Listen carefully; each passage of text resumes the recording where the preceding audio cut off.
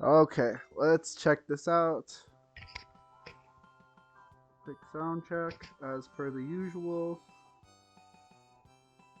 Oh, everything sounds good. Let's get started again.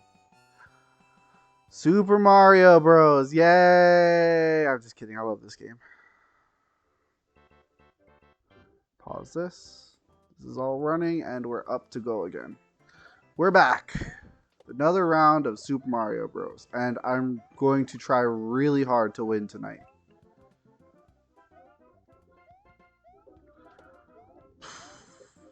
Got him.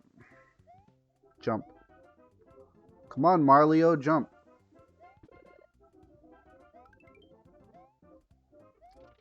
That was not me trying my best. Don't tell anyone, though. I swear I'm good at video games.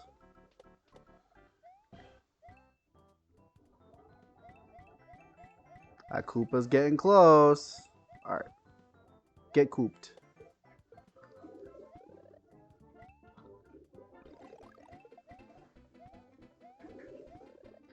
Get that.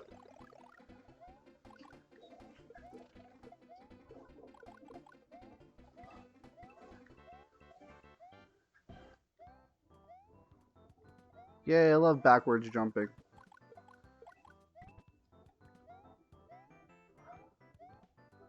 Alright. So, I really, really want to beat this game tonight. I cannot put that under enough emphasis. I want this to be the one.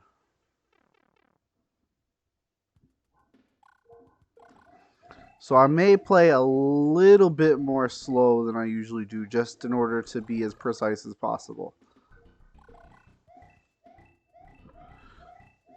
We'll see though, because I got hit with a Goomba immediately after saying that, oh yeah, I'm going to do really good play. And then, you know, I immediately lied. So we'll see if I'm actually capable.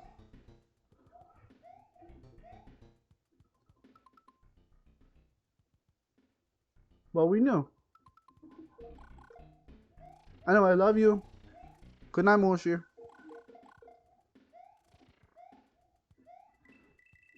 Pretty, pretty, pretty. Pretty, pretty, pretty. Music, music, music. Because I cannot control my need to make the sounds the game makes all the freaking time. That'll also be a great test for audio sync later. I can watch the recording and see how out of sync I am and how annoying it is to listen to the out of sync voice. Oh no! I missed the one up. Okay. Well, yeah, I'm just blowing it.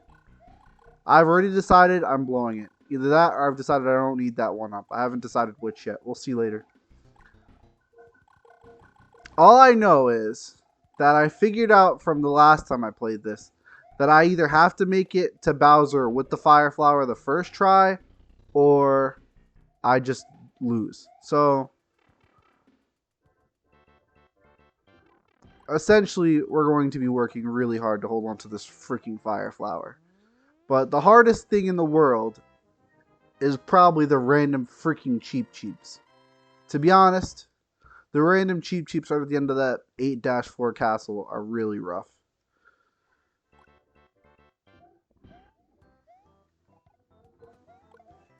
Let's get up there. Hey, Goomba!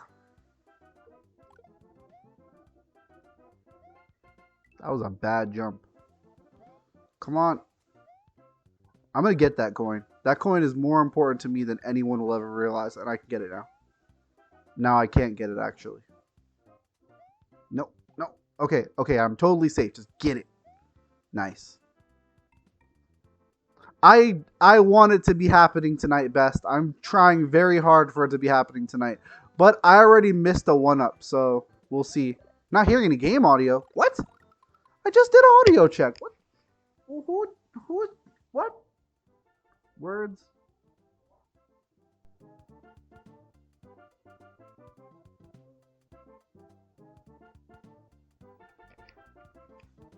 Hang on.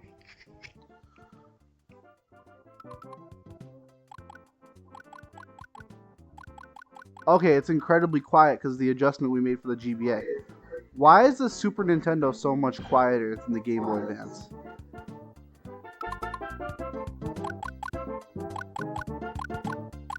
Is that reasonable? Is that too loud? It sounds kind of good from my side, but it might be competing a little bit. Sound balance seems good. Okay, we're gonna let it be then. Thank you. Put myself back on mute because I don't want to hear that nastiness.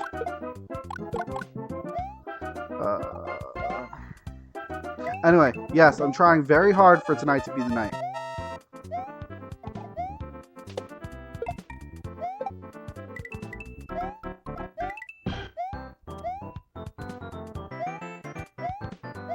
Honestly, in my wildest dreams, I beat it first run, and we can immediately jump to Super Mario Bros. 2. But that is an unreasonable hope to make. And see, why did I hesitate? I do that all the time, and I just hesitated there because he's carrying fireball. Like that's embarrassing. Shouldn't be hesitating there. That's an easy one. These fireballs aren't helping anything. I need these coins. I probably don't actually need these coins, but we'll find out. Every little bit counts. No, stop shooting at me. Run out of things to say about this game? Me too. I was doing the music in my head. I was just like, you know, but that being said, there's still so many things to talk about. Like for instance, how are you today?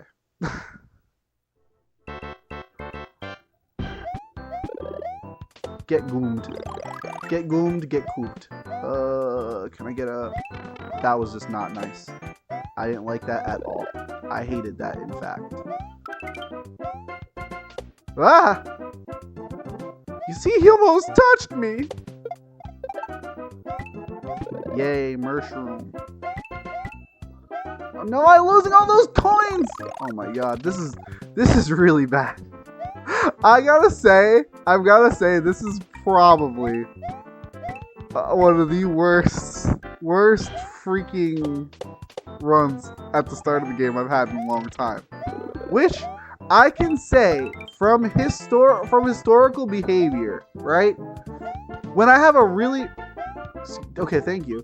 When I have a really bad run that looks really bad from the beginning, somehow that turns out to be the run. So maybe a little optimistic, but I have proven in the past that a bad start does not mean a bad run at the end. We'll see. I certainly am playing like absolute garbage right now, though.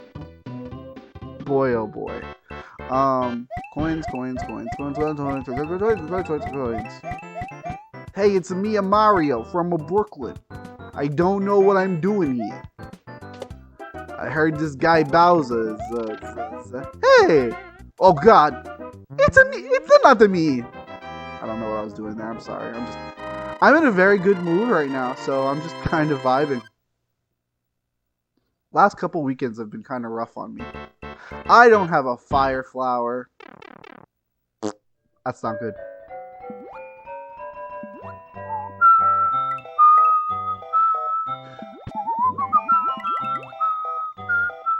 I'm jamming.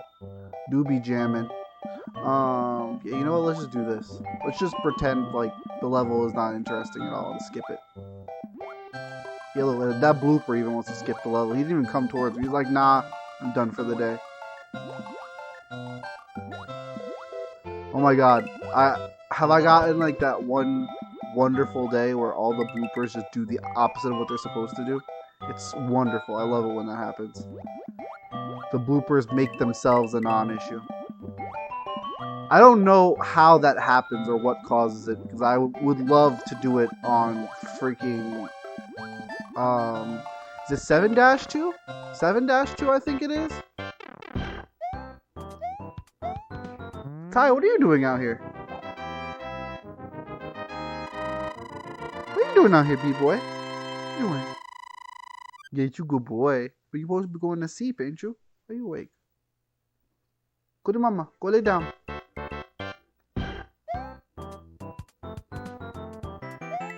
Getting all these coins. Getting all these coins at Nat. Wait, it's daytime in the game. Never mind. Who built all these freaking Goomba statues? There's my question. Who is worshipping Goombas?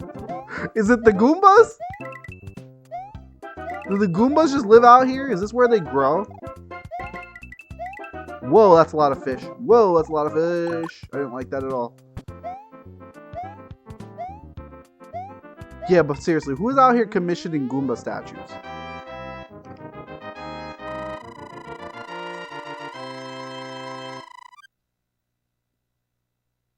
These are the big questions. Potabo, Butterball, Kodongo. That's an enemy from A Link to the Past and A Link Between Worlds.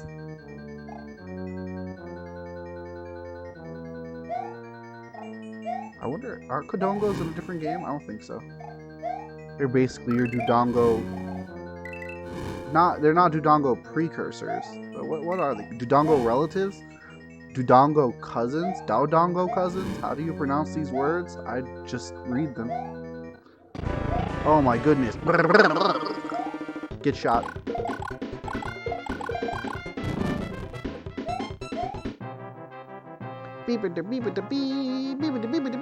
There's 2 toads in a sack. Why is Bowser's sack just lying on the ground? Embarrassing.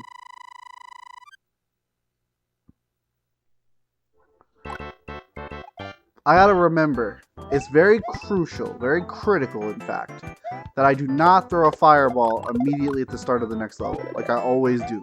Even though I tell myself not to every time, I almost always do it. It is critical that for once in my life, I remember not to do that. Nice. Okay, Goom. There was nothing there. Everyone will tell you there was nothing there. There was never anything there. Here's my brother Luigi to tell you a whole spaghetti pile of information. I completely flubbed that, I'm sorry. Hello, it's me, Luigi, here to inform you on the wonderful nature of our Lord and Savior, Jesus Christ. Take it away, Jesus. Anyway, here's Wonderwall. Get cooped. Ah.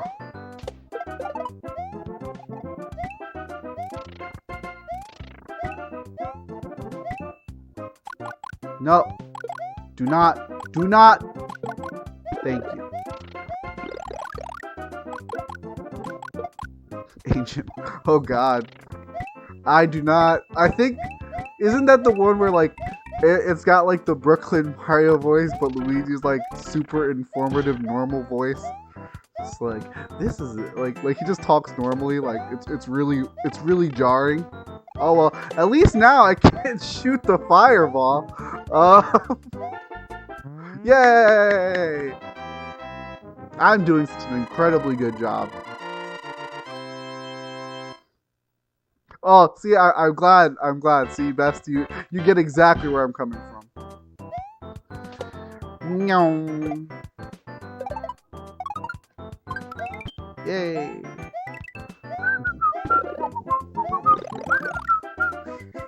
This one is a fake one. Don't do that one. I forget what's down there.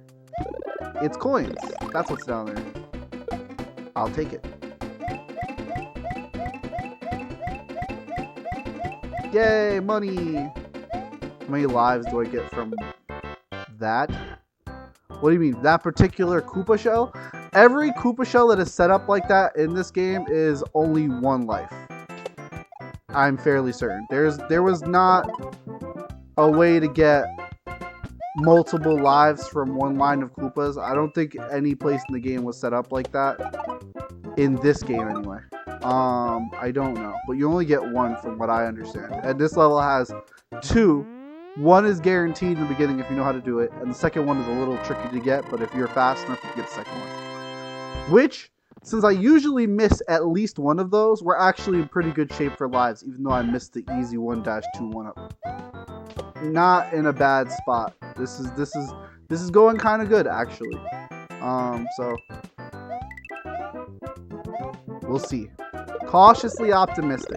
Like I said, it would be incredibly wonderful if the first run was the one, because then I could basically play until I get the game over. We could check out the Star World stuff, and then from there we could just jump into Super Mario Bros. 2. That would be really cool, because I'm excited to play Super Mario Bros. 2 to the point where I might do Super Mario Bros. 2 for the Game Boy Advance full 100%, and I think I talked about that before. That includes the Yoshi egg finding at the end of the game, which is really tough but very fun. It would be an incredibly fun experience, I think, to have a full stream of the 100%.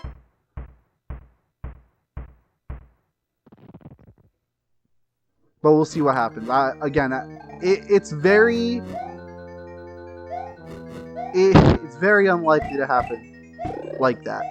Honestly, the way this run is playing out, this is a run that looks like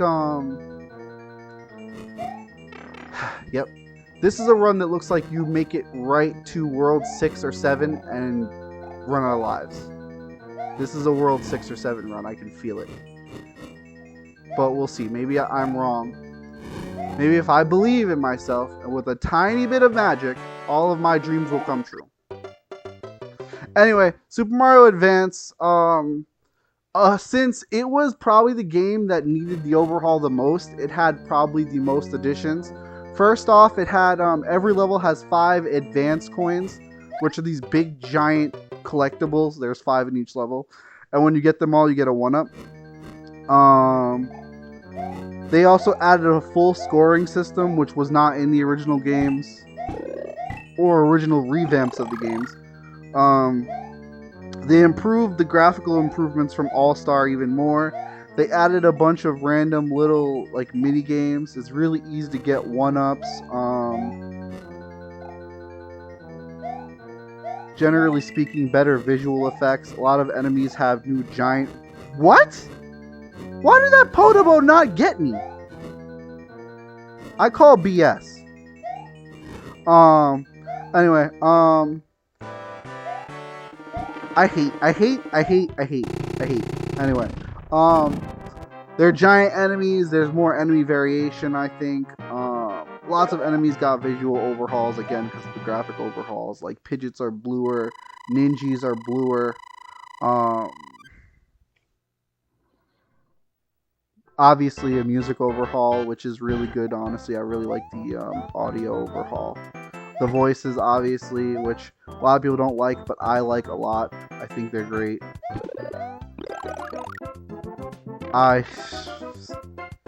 Cool. Okay. But yeah, essentially, it's just a very good, basically the only way to play Super Mario Bros. 2 nowadays. There's really no reason to play the All-Star version over the Super Mario Advance version. I feel like the only reason would be if you were more familiar with things you could do on the Super Nintendo or Nintendo version.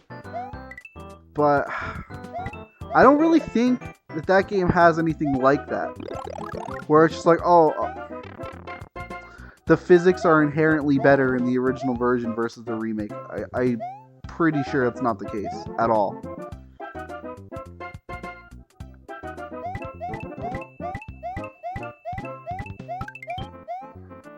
Also, I think it's very funny how in the last castle I was like, this feels like a World 6 or 7 run, and immediately demonstrate why by dying in 2 levels that I almost never die on.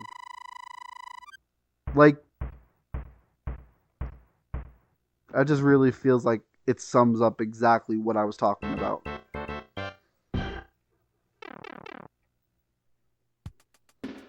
Meow, meow. I remember when I was younger, I used to think I had to land on that one single platform, and that killed me more than anything else in this level. I hate you! That never happens anymore! Why did that happen? Man. Dumb.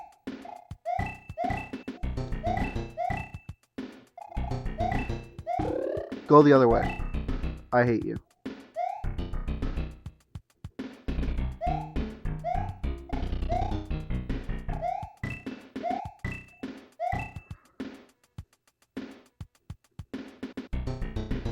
Well, so it's not so much that the physics itself being overhauled. There were mechanics that were generally inconsistent, as well as just overall gameplay elements that were just not where they needed to be or what they needed to be. Like for instance, there was the whole if you kill 2 enemies with 1 item you get a heart. That was very inconsistent. It didn't happen or work correctly all of the time. Where's the mushroom? There it is. There was well, there was something that I remember noticing because I really hated it. Playing because I had never played Super Mario Bros. 2 on the SNES version because I just never did for whatever reason. I was always either playing this or I was playing Lost Levels and losing in the first level a lot. But I remember ages ago when I went back to Super Mario Bros. 2, the original version. I just remember playing it and going, "Wow, this really sucked originally." I think the biggest thing for me is it lacking for some reason it was very important to me. The score system in general felt like it really needed that. You really needed to see what you were doing, what was happening. Because otherwise it felt like, Super Mario Bros. 2 was just something you were just watching almost, It didn't feel like you were gaining or doing anything. The score, for some reason, really mattered to me when I was younger. Even though, right now, it doesn't, obviously. I'm obviously not trying to maximize my score in Super Mario Bros. 1. I don't know. See, I really don't know. To beat the game 4 times in advance? What do you mean? One with each character to get the complete ending or something? No, I don't think that's necessary. I also never bothered trying because I always played as Luigi because Luigi's the best character. He jumps real high, takes a jog in the sky, hits the power block, throws a fucking bird in your eye. But I always played as Luigi, and then I decided to challenge myself and play as Toad because I wanted to see how fun that was. And it was actually pretty fun. I did enjoy playing as Toad. But I never bothered to do a Mario playthrough, and I did not like playing as Peach. It's down first, right? No, it's up first. I messed up. I messed up. Everything's going wrong. Yay! No, I think character of choice didn't actually matter, unless you felt like it mattered. Am I stupid? No, I'm not stupid. Why am I second guessing everything? There's a secret block right here. No, there isn't. I'm extra stupid. Never mind. Oh no, it absolutely did keep track of characters. It'll show you at the end of the game how many levels you beat with each character. But other than seeing what character you use the most or what levels you beat with each character, it doesn't actually do anything. Because my Toad only file just said, hey, you beat 24 levels as Toad and 0 with everyone else, or whatever the number was. And it was just... It was a non-issue from what I remember. It was completely unimportant. It was just sort of like, hey, this is what you did. This is what your gameplay looked like. Of course, I would suppose if there was an ending for all the different characters played at this, if you played as all the characters for every level, I never got it because I never bothered to. I'm so glad I don't lose that life. Yay! Actually, if I was the type of person to do this sort of thing, this would be a good place to grind lives if there's a place to get coins. before the first checkpoint. I don't know where the checkpoints are in the stage though, so I couldn't begin to decide whether or not it's worth it.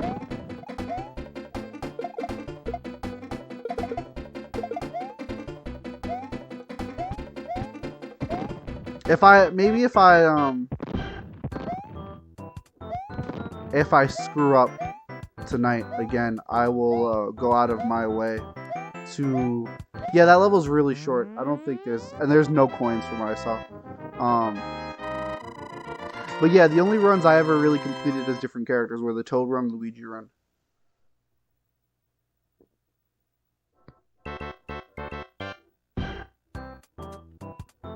It actually feels incredibly funny to say this about a Mario game.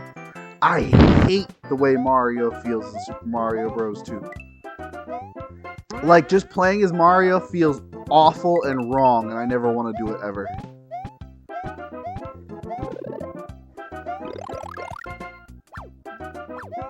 Hey, bro. Proto Man here. So what's up? Got 8 of my buddies built for messing you up. But who cares? Wish I did, but I'm just not built for that, bro. Gotta fly. Hope you're ready to go.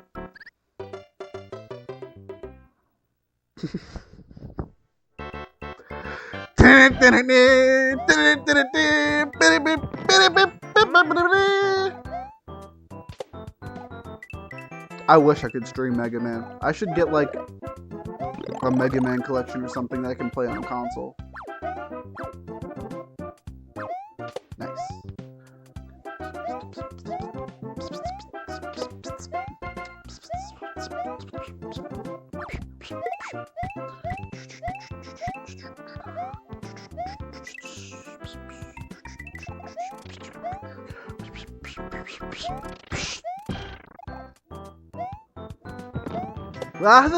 But why? I hate when that happens.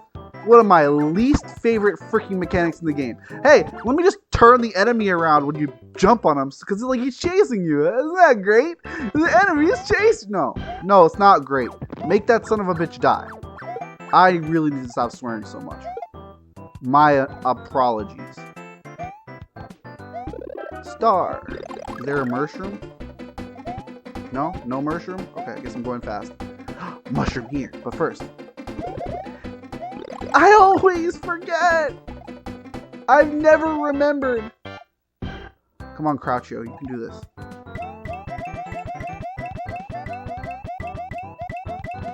Nice. Man, it's so funny to me. I don't think about Crouchio often, right? But I do think about it sometimes, because I remember when that run came up, it was something that I always wanted to talk about. I always played through, I think it was like World 4 of Super Mario Bros. 2. That I played that level almost consistently just crouching, because the ice in the level lets you keep your momentum, so you could like float in between certain kinds of enemies, especially on 4-2, where they just couldn't touch you, and you just avoided their little pattern because you were sliding and crouched. It was so good.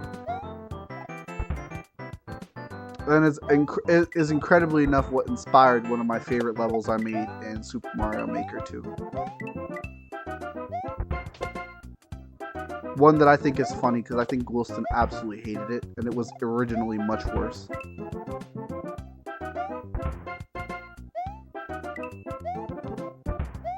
It's actually very funny to me. Goulston consistently hated my level design. He did not like anything I made.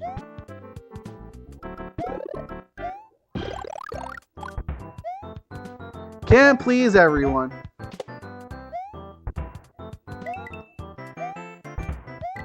That's also one of those things that's like very funny too, because he beat that game for Nintendo, for the original Nintendo, called it was this Battletoads game. It's notoriously difficult.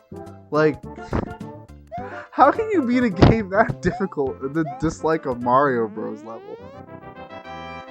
I appreciate that, Best. I liked my levels too. I had so much fun making them and playing through them. I liked the idea that I went with, that each level had several versions based on like a Super Mario World, Super Mario 64 type thing. I thought it was cool. I liked it. It was fun. Made me happy. Maybe someday I can make a whole game and people can like that. I really want to make a game that people enjoy. I was talking to Kimberly about this too. Is like, you know, if I ever get to release it, the most important thing about that game is it being exactly what I want it to be. Because I said, even if I sell that game for $1, if 1 million people like it, that's $1 million. You know, like that's what I care about the most, making people happy.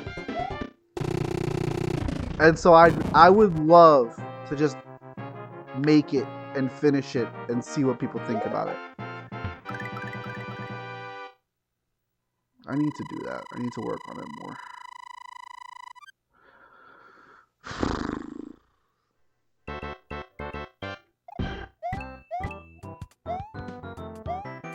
Anyway, World 6. And I die as I immediately acknowledge that. Come on, I said World 7 too. We could just game over at World 7 instead. Come on.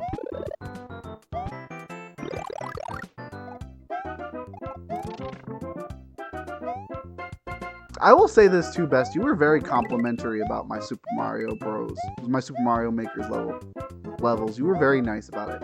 I really appreciated it. There are quite a few people who thought they were cool, but I really liked what you had to say about them a lot of the time. What I'm saying is I really appreciate you. You're a good guy.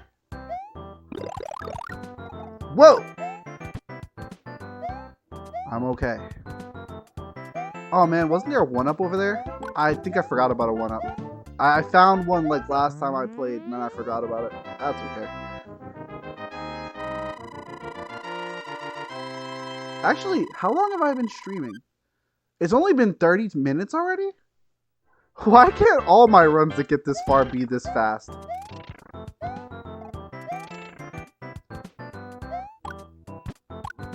Okay, is there coins?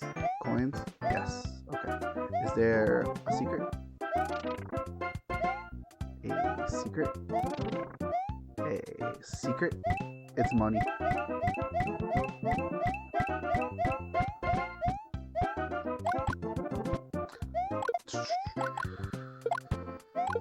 I think it's so funny that this level probably inspired the Pipe City levels that came in like later Mario Bros. Games.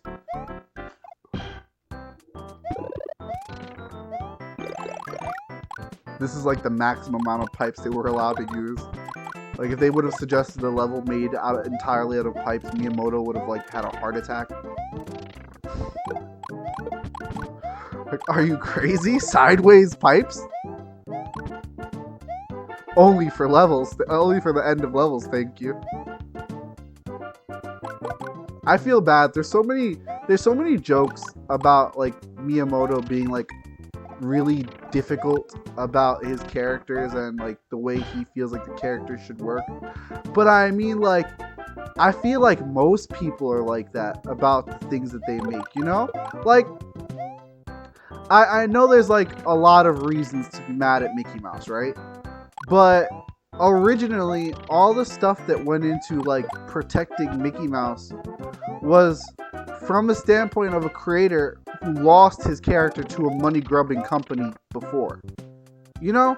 Like, I feel like most people are going to be super duper protective of their characters and how they're used. I really feel like people like mock that, but at the same time, they're the type of people to go, original character, donut steal. Like, you realize it's like their thing, their baby, you know? They're protective of it because it's theirs. I don't think that's unreasonable.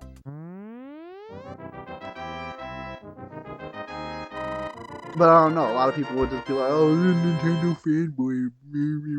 Like it's not even a hot take to defend your creation, I feel like.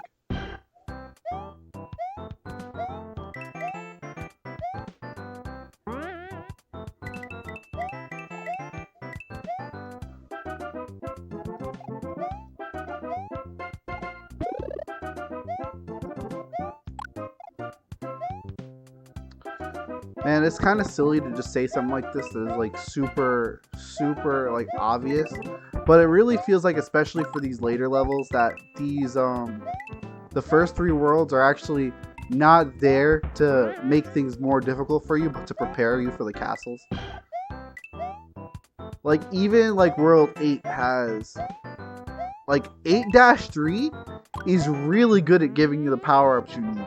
Like from a standpoint of you've done everything you can to get to this point already, and you've gotten to the level right before the castle, the game sets you up with everything you need.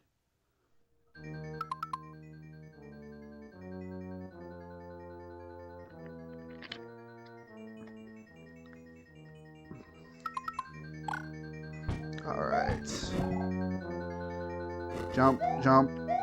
Damn it! I can't get it. Ah.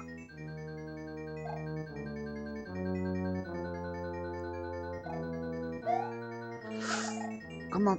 Come on. There we go. Alright, coins. Do I even want to bother? Yeah, I should.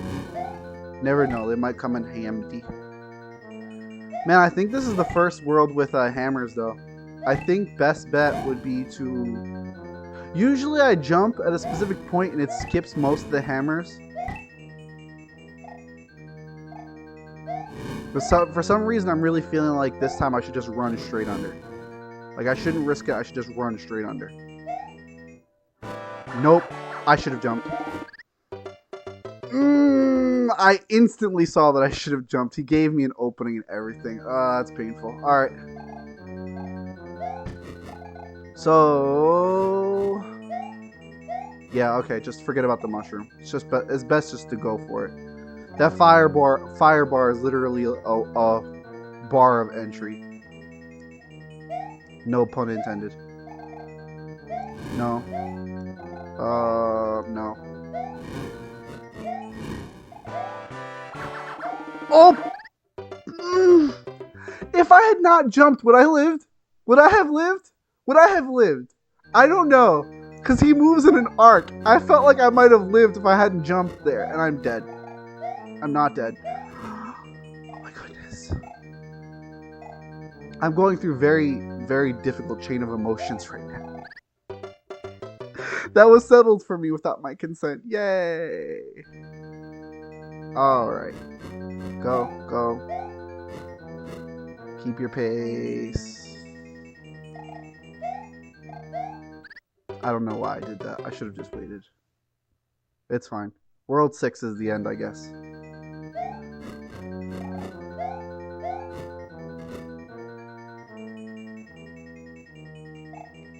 You know, sometimes I don't know where to look at the screen. Like, and I'm just like, my eyes suddenly dart around, like I'm trying to take in as much information as possible. And I don't know why, because it's not useful. That was way too early.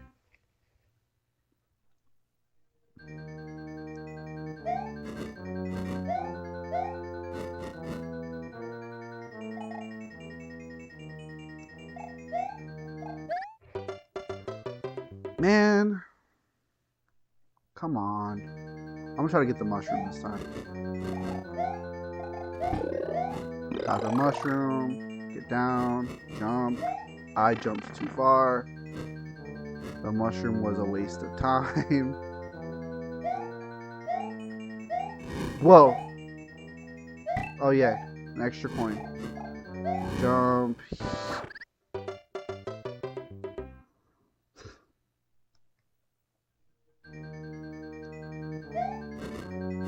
I hate Podobos so much in this game. I don't think I've ever hated an enemy more than I hate Podobos in this game. And technically they're not even enemies in this game, but I don't care.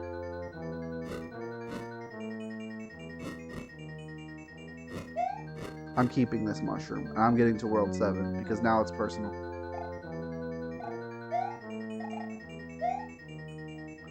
Never mind, I lied, because I'm stupid. Well... That's all, folks.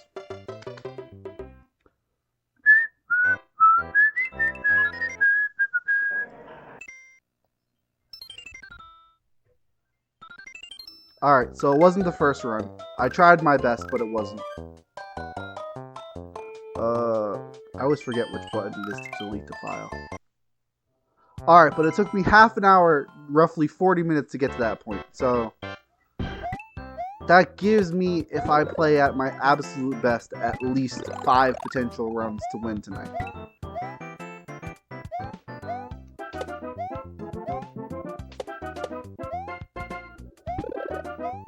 So let's try to beat it. I really want to win. I really want to beat this tonight because I want to move forward. Because honestly, once I beat this one, I'm going to start blitzing these games at an unreasonable rate. Because I actually know enough about Super Mario Bros. 3 now that I should be able to beat it. If not one stream, in 2. But honestly, Super Mario Bros. 3 is like my Zelda 2 of Mario, so we'll see. I really want to beat Zelda 2 in one stream too, and somehow I doubt that that's going to happen. Something terrible is going to happen during Zelda 2, and I'm just not sure why I feel that way, but I'm not trusting that game. I don't know what it is going to be, though. I don't know why I feel like something's going to go hard. I just do.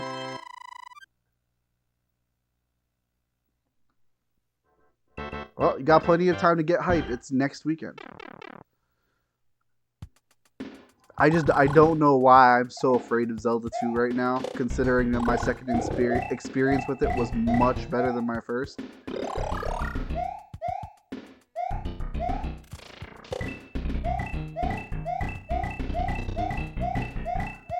I will say this though, when I started this, I did not expect this to be such a big wall.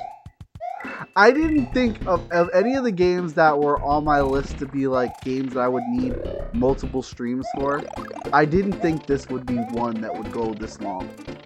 Like, if anything, I expected to still be playing Zero Mission and Zelda 1. Beating Zelda 2 second stream was very good.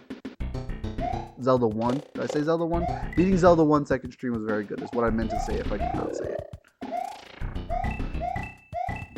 Excuse me. Because Deathless Zelda 2 is pretty tricky. Really? Come on. There we go. Get fireballed.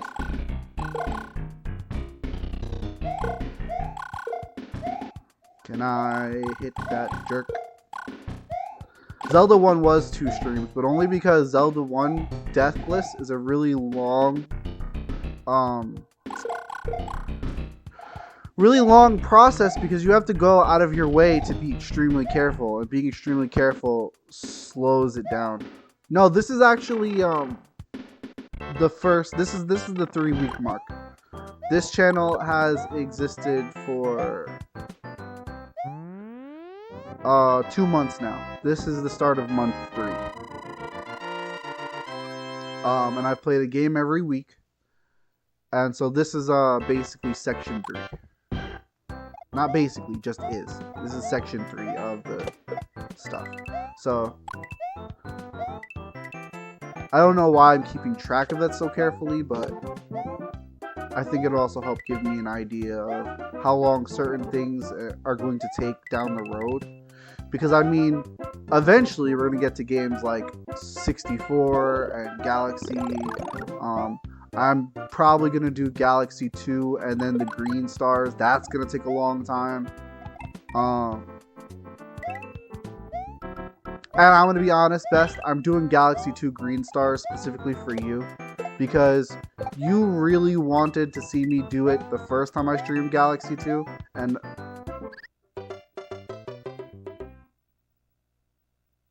you know what? No. I refuse. But yeah, you really wanted to see Green Stars for Galaxy 2 the first time I streamed it, and I didn't. So this time I'm gonna do it. Which also means Grandmaster Galaxy. No, I didn't. It was just something I wasn't interested in. I did not enjoy Galaxy 2 enough. But it's fine. I'm gonna do it this time. Maybe playthrough number 3 will make me enjoy Galaxy 2. I know what I'm gonna do for Galaxy 1. Galaxy 1, I'm gonna skip the Mario part and just play as Luigi. Just because I don't want to stream 2 playthroughs of Galaxy 1, because even though I love that game, I feel like it's a little excessive. And doing only the Luigi part will give that extra time for Galaxy 2. Which, since I still haven't fully completed that game, I think it's reasonable to do that, you know? Like, I've 100% Galaxy 1 multiple times. But I have not given Galaxy 2 that treatment. I'm also not sure if I want to do New Super Mario Bros. Wii or not. Because that game, I 100%ed ages ago, and I don't feel like that's a caliber of game that requires another playthrough. Especially not an 100% one. Like,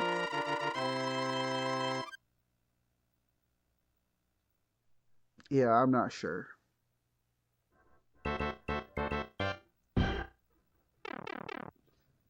There's also another thing that I've been thinking about a lot lately. I really want to stream Persona 5. Well, okay, so I never played New Super Mario Bros. 2. I really wanted to, but I never got to. When I had COVID, I finally sat down and 100%ed New Super Mario Bros. 1, which was very fun. New Super Mario Bros. 1 is an excellent game, I feel like. It's not very difficult, it's perfectly difficult. And getting everything actually feels like an accomplishment. But New Super Mario Bros. Wii, I sort of played just because I had it lying around. And that game is definitely easy. Like, very, very easy. To the point that 100%ing it was a slog because of how easy it was. It took so long and I didn't really feel like I was rewarded for it. So I'm probably not going to bother with it. But yeah, there's also, I want to play Persona 5R. I want to stream that. But there's going to be a point where I start to do a lot of RPGs. And so I really want to space them out. And the other thing in the birds, that's a pretty good level though. It's actually not that bad if you pace yourself properly. Alternatively, Blue Shell, I'm pretty sure, breaks it. The thing about Persona 5 is that Persona 5 is very heavy from a content standpoint.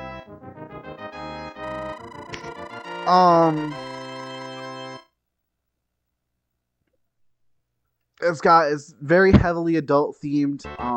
There's strong imagery. It's not going to be something that goes over well from a Switch content wise, from Mario, Zelda, Pokemon, haha, to Persona 5. Like it's a big jump. So I think I'm going to try to break up that leap with other games that are kind of mature, but not necessarily as... I almost did that again. I legitimately almost made that same mistake twice, back to back. That's embarrassing. Like, I think I might do Batman Arkham Asylum and maybe Metal Gear Solid 1 before I do Persona.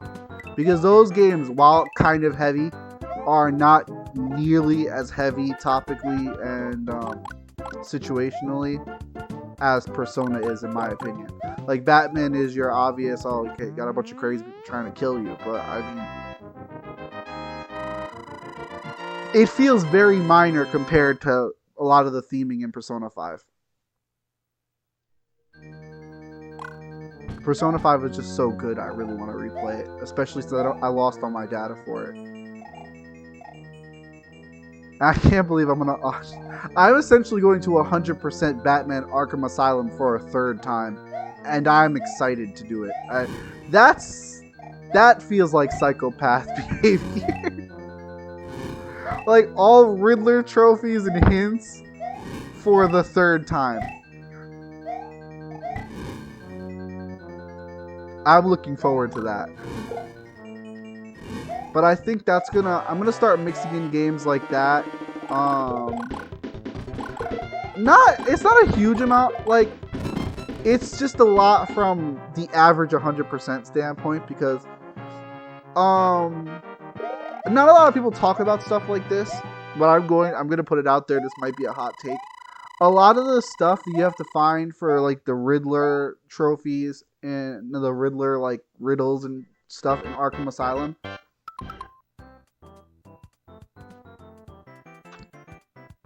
it's not unlike looking for things in first person in Metroid Other M. You're given a large space to look over for a little bitty tidbit to solve a riddle that gets you a little tiny bit closer to completion. And, you know, saying that, you know, Batman's a detective. He's supposed to be, you know, looking for things and clues like that. And you're given, like, little tools and hints or whatever to go and find things more easily. But at the same time, it's not unlike that. Like, the one I'm thinking of in particular is, there's like, I don't remember if it's a body or just like a suit from a villain. I think his name was Mothman. And it's in this big room. And when I say big, it's a big ass room. And you just gotta be looking through all the walls till you randomly see that suit or that body, which barely stands out from the wall.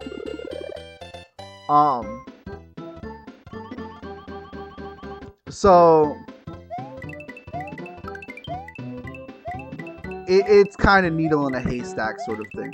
At the same time, playing Batman Arkham Asylum it doesn't inherently rely on that, you know? Like, Other M actually requires you to do that. You don't have to do the Riddler things in Arkham Asylum, so I think that's why most people will forgive it. It's not necessary for progression, but it's cool. And also, like, that one example is like the one time it's like that difficult. You know, it's not always like that.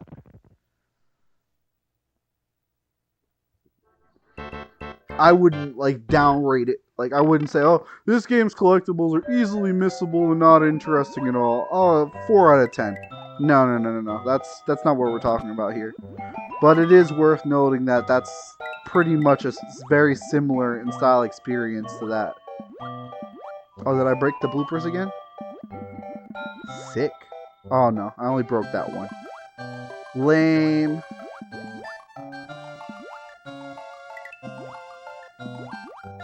Aww. They didn't go down fast enough. I'm mad. I'm gonna get those coins. It's a terrible idea and I'm gonna do it. I regret nothing. Come on, Mario, jump out of the water.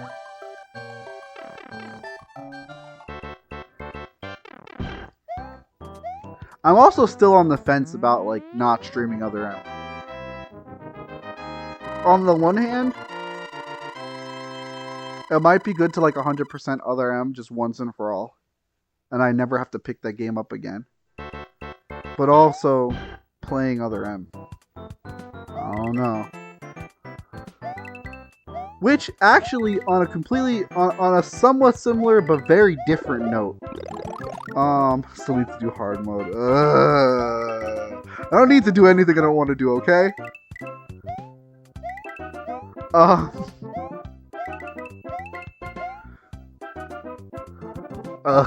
Harder Other M. Yeah, I don't know about that. Like, suddenly all want to maybe play Other M is like out the window, like, Anyway, I was watching this guy ZFG do the Prime Remastered run. Like, when it came out, he immediately did a run of it because it's one of his favorite games. And I was actually legitimately impressed by how good it looked. Like, I figured, oh, remaster, blah, blah, HD textures, who cares? But watching it, it really did look amazing. It made me kind of want to get it, honestly. But at the same time, like, I got Trilogy, right? I have Trilogy. I have the freaking physical Trilogy disc that I got for like $40, $50. I don't know if I want to play. I don't know if I want to buy Prime 1 for 40. Like, not that it doesn't deserve it. Not that it absolutely does deserve it. But I don't need it, you know?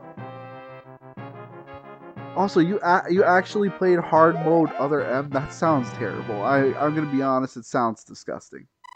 All of that just sounds nasty. Completely uninterested. Oh wait, no, this is... I gasped because I thought this was freaking 3-2.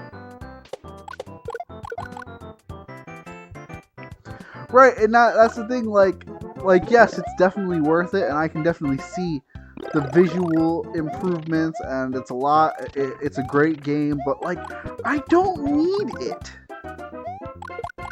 I have Prime Trilogy, like, and for what, to have it on Switch, like, yeah, okay, I guess, sure, that's a thing that I could do, but I don't know if I feel the need to do it.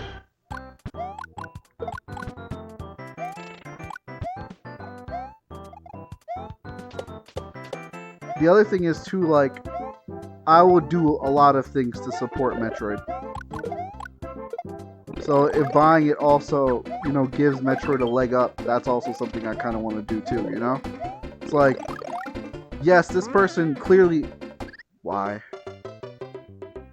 Why did that have to happen? This is a person who clearly believes Metroid is good. We should give them everything Metroid. And, like, not from an aspect of, oh, they're gonna call me and deliver onto me the Metroid. But I mean, like, supporting the series because it deserves more love. Oh, Other M. There was actually, someone brought up, like, would you play Other M if it was completely remade into a different game?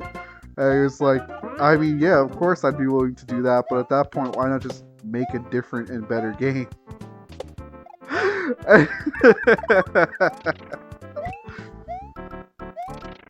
It really sucks too, because, like, okay, imagine a game, right, that was Dread, but with Other M's overworld movement, like Other M's 2D movement. That's a good game. Like, honestly, I still say to this day that Other M's overall gameplay was not bad. It was the first person mode that they freaking added at the last second that completely sucks. I don't actually know they added it at the last second. I just believe that because it's garbage. And the incredibly bad way they locked things behind one character's demands, which is really poorly done. Overall, the story was a wreck. It was a complete train wreck. There's literally only one good character in that game, and it's not even Samus. It's just, oh my god.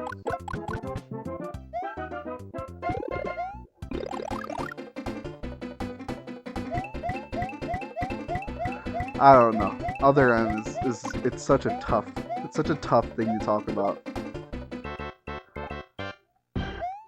It was just so terribly done. Okay, gotta be quick, gotta be quick. Jack be nimble, Jack be quick. Jack jump over the Koopa shell. Get that one up. Nice.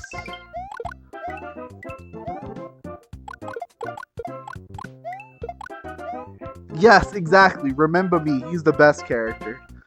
I love that they actually changed his Wikipedia page for that to be his name at one point. Remember me as a character from Other M. Oh yeah, and I did like the Phantoon fight at the end of the game. That was pretty cool. I thought it was a cool thing. But again, the Phantoon fight was also like a... Here's something you could have had in the whole game if the game didn't suck. Isn't this a great thing that could have happened earlier in the game and all the bosses could have been this good?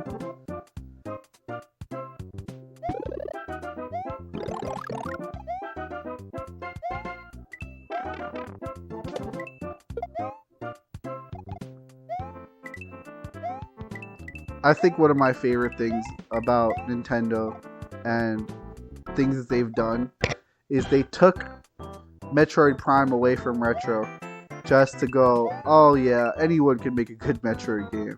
Just to go, okay, we can make a good Metroid game. Just to go, okay, we need to go get Retro.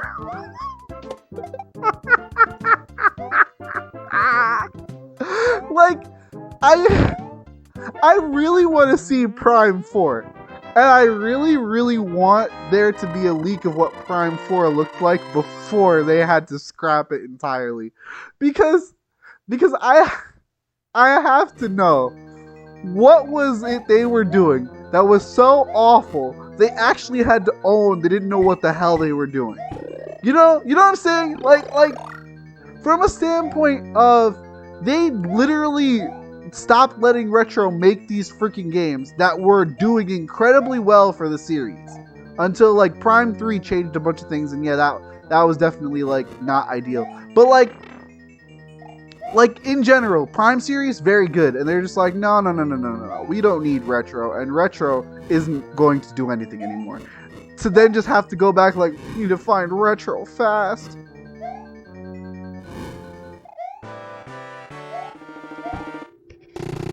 Alright, I didn't die this time, that's good. I lost my fire flower though. Honestly, leading up to Other M, I knew almost nothing about it. And I pre-ordered the game, and I played the game, and it was great in that I thought it was a very good 3D Metroid game, because I didn't really give Prime.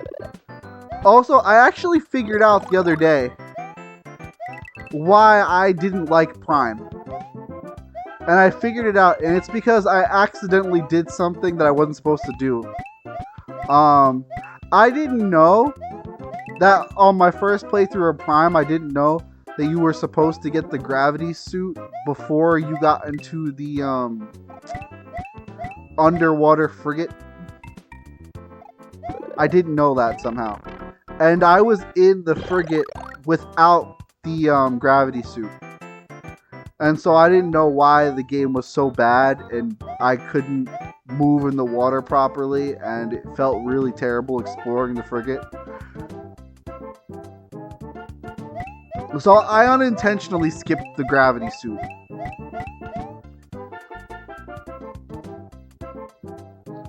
And so that's why I kept falling asleep trying to explore the damn frigate.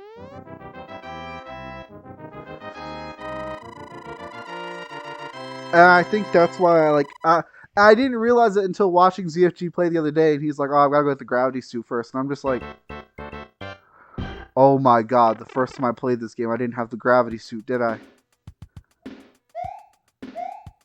Because I don't remember much of my playthrough for Prime 1 the first time I did it, when I did it off stream, and I decided Prime was a bad game. Because when I streamed it years ago, that's the first time I actually finished it, and I was like, why did I think this game was bad? This game is very good.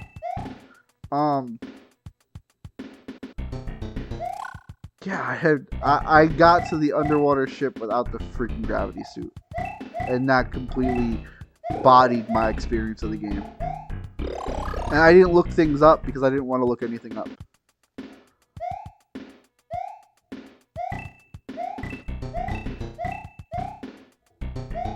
But yeah, that was fun to realize. So essentially, I'm just an idiot. But also, if I wasn't an idiot, I wouldn't have gotten to enjoy playing Prime 2 and 3 for the first time on stream. Like, that was fun.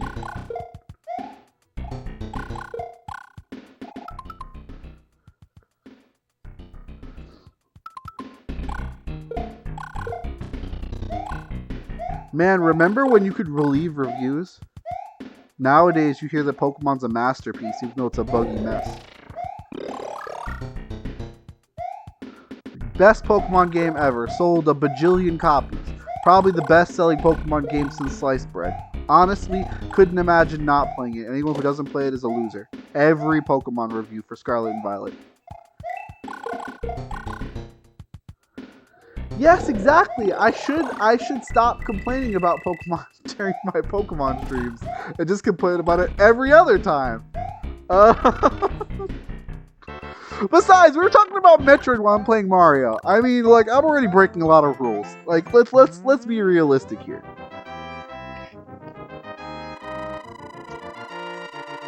Let's be 100% here. I could talk garbage about Pokemon enough for a whole month's worth of streams. You have no idea how angry I am. As a Pokemon fan, I'm livid. I will never forgive them. No, put the front. I suck. I hate dying in levels where I literally have never died. I don't know what that was. It was just a really bad jump. This game, despite having overhauled NES physics, still has incredibly you really need to have a lot of momentum before doing a jump to get your maximum height. And if you don't, or if you do and you do it slowly, it'll look like you're not going to make it, so you hesitate and actually you screw yourself. It's incredibly hard to trust some games' physics. I talked about this a couple of streams ago. I have the same problem with Donkey Kong Country. I don't trust that game.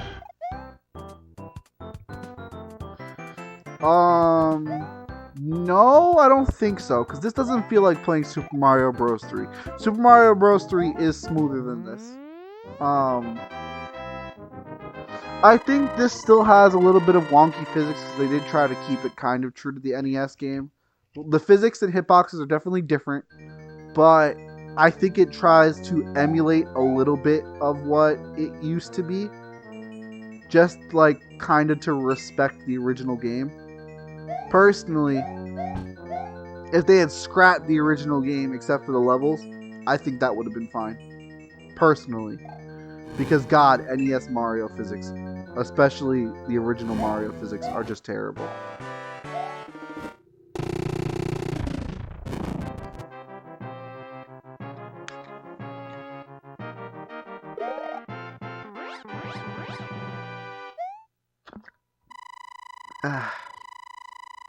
Baha, I'm gonna miss you.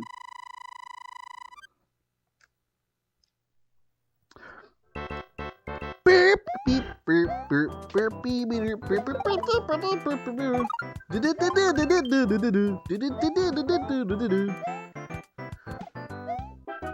do that to mess with my son sometimes. Sometimes I just randomly go, and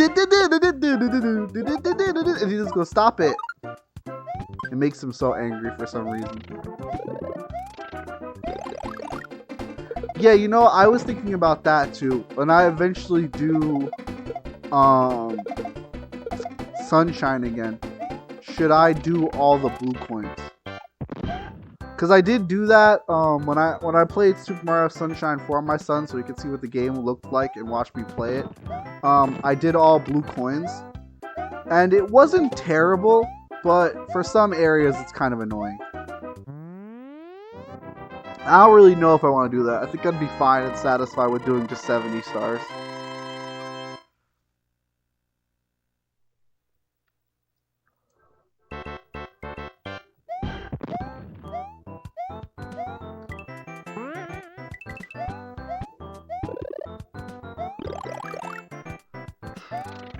Anything here? Any secrets? Nope, no secret. Just a jerk with a hammers. Really? Okay, wait a second. Did you see that? He didn't even have a hammer out, and I jumped on him, and it acted like he did, though.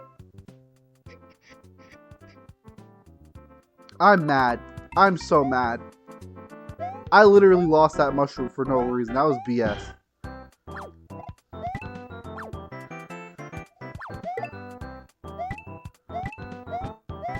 Game's a freaking liar. Anyway, so unsatisfying not getting all the stars or not getting all the blue coins, because since I've done it already, I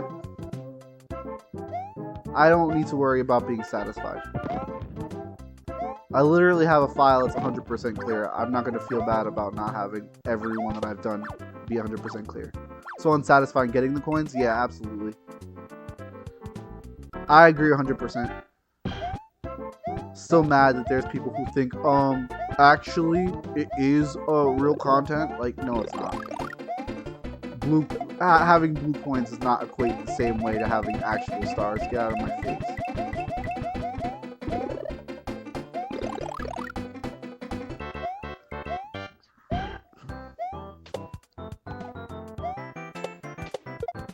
It's like saying, oh yeah, getting the Triforce shards in Wind Waker equates to 8 dungeons. Are you crazy? Are you out of your mind? No one thinks that. No one could possibly even believe that. Get out of here. It's like just absolute nonsense. You have to go through 2 or 3 mini dungeons. Out of here. Absolute nonsense.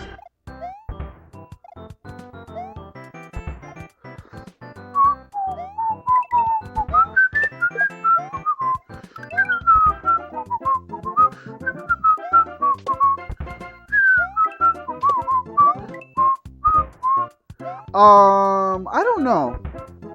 I never disliked the Triforce hunt, to be honest. But I will say it is kind of boring. I feel like 100% each one of the shards, or if they could have had fewer shards, like if they had fewer shards and put like each shard in a dungeon, like, I mean, why not? I don't see the point of I don't know. I am a big dislike of Wind Waker's low dungeon count. That game is short, and the only thing that makes that game feel long is the stupid ocean travel. To be honest, the only reason that game has a even reasonable length is because it takes so long to get every freaking where.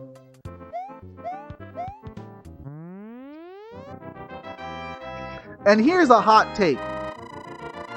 And I dare anyone to come at me. I dare you to come at me, because I will just destroy your world. Majora's Mask is a very short game, and its length is very unappealing. I don't care about my story building, my little side quests, and so much personality. They made it in a year. They don't even respect it for being that short. Get out of here.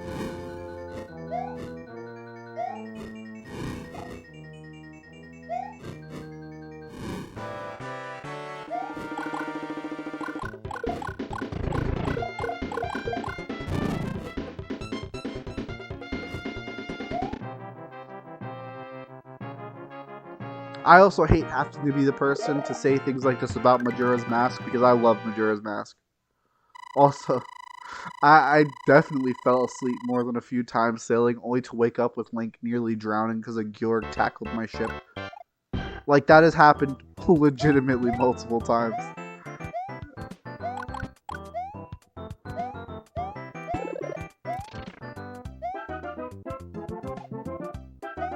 Falling asleep while playing a game is something that I do. Oh my! Lost the fire flower because I'm a stupid! There's a one up here, right? Yes. Cool. Why'd you hold on to that? Why were you holding on to that one for so long? Well, why was pulling that one out so difficult for you, Lakita? Yeah, no, I love Majora's Mask, and having to go through and watch everyone be like, oh, it's the best game ever made. Like, sorry, they made it in a year. The sign to Romani Red says Kakariko Village or whatever.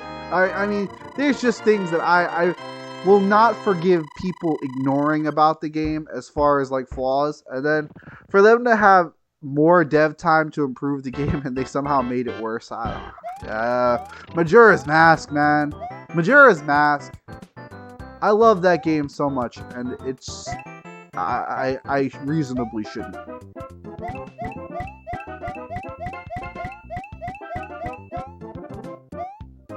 If I'll say this, and I think this really speaks to the quality of Majora's Mask. If Majora's Mask were released now alongside Ocarina of Time, right? Like if it came out a year after Ocarina of Time, people would be saying, why am I being charged full price for this crappy DLC? Alright? 100%. 100%. If it came out now like right after Ocarina of Time, as if it came out originally that way, people would be saying, why am I paying so much money for bad DLC? And that is true. That is the truth.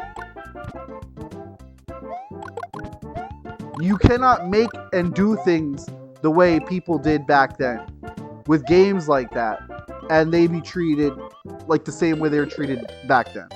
You can do it.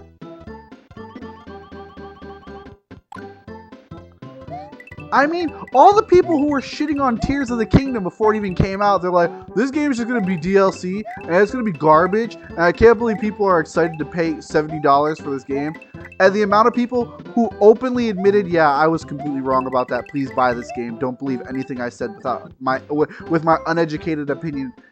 Like, seriously, it's Majora's Mask would not get that treatment. It would not have people apologizing for saying that the game had so little going on. It just wouldn't, because you know what?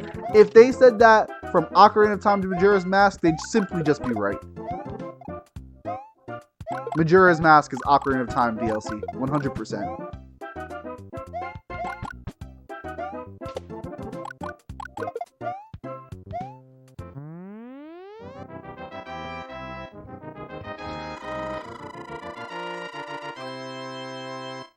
Oh, goodness.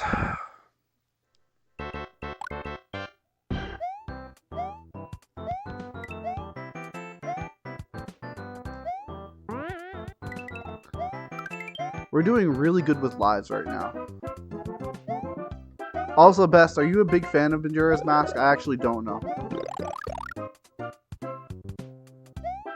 How often? Okay, I feel like that's bait. I feel like that's bait. I 100% feel like that's bait. Majora's Mask might be my favorite game. Oh boy. Okay. I can appreciate that though, because Majora's Mask is actually one of my favorite games too. I've never messed up that jump! Why did they... That's literally never happened to me. Or at least not since I was 6. Like, what was that?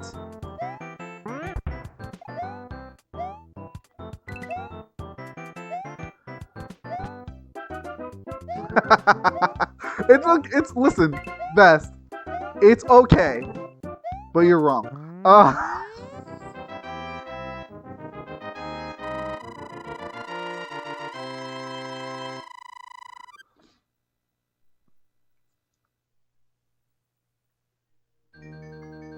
don't believe I should be able to beat my 3D Zelda games in an hour. And while that's an exaggeration, because I definitely cannot beat Majora's Mask in an hour, I'm fairly certain. I am looking forward to playing Majora's Mask because I'm going to try to do minimal cycles. I really want to do, like, not 2 cycle. I probably would go for 3 cycle.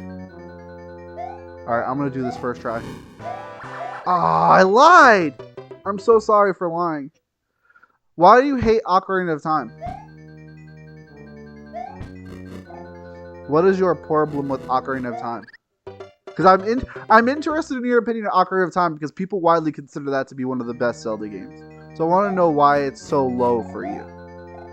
Because I would probably agree with your criticisms.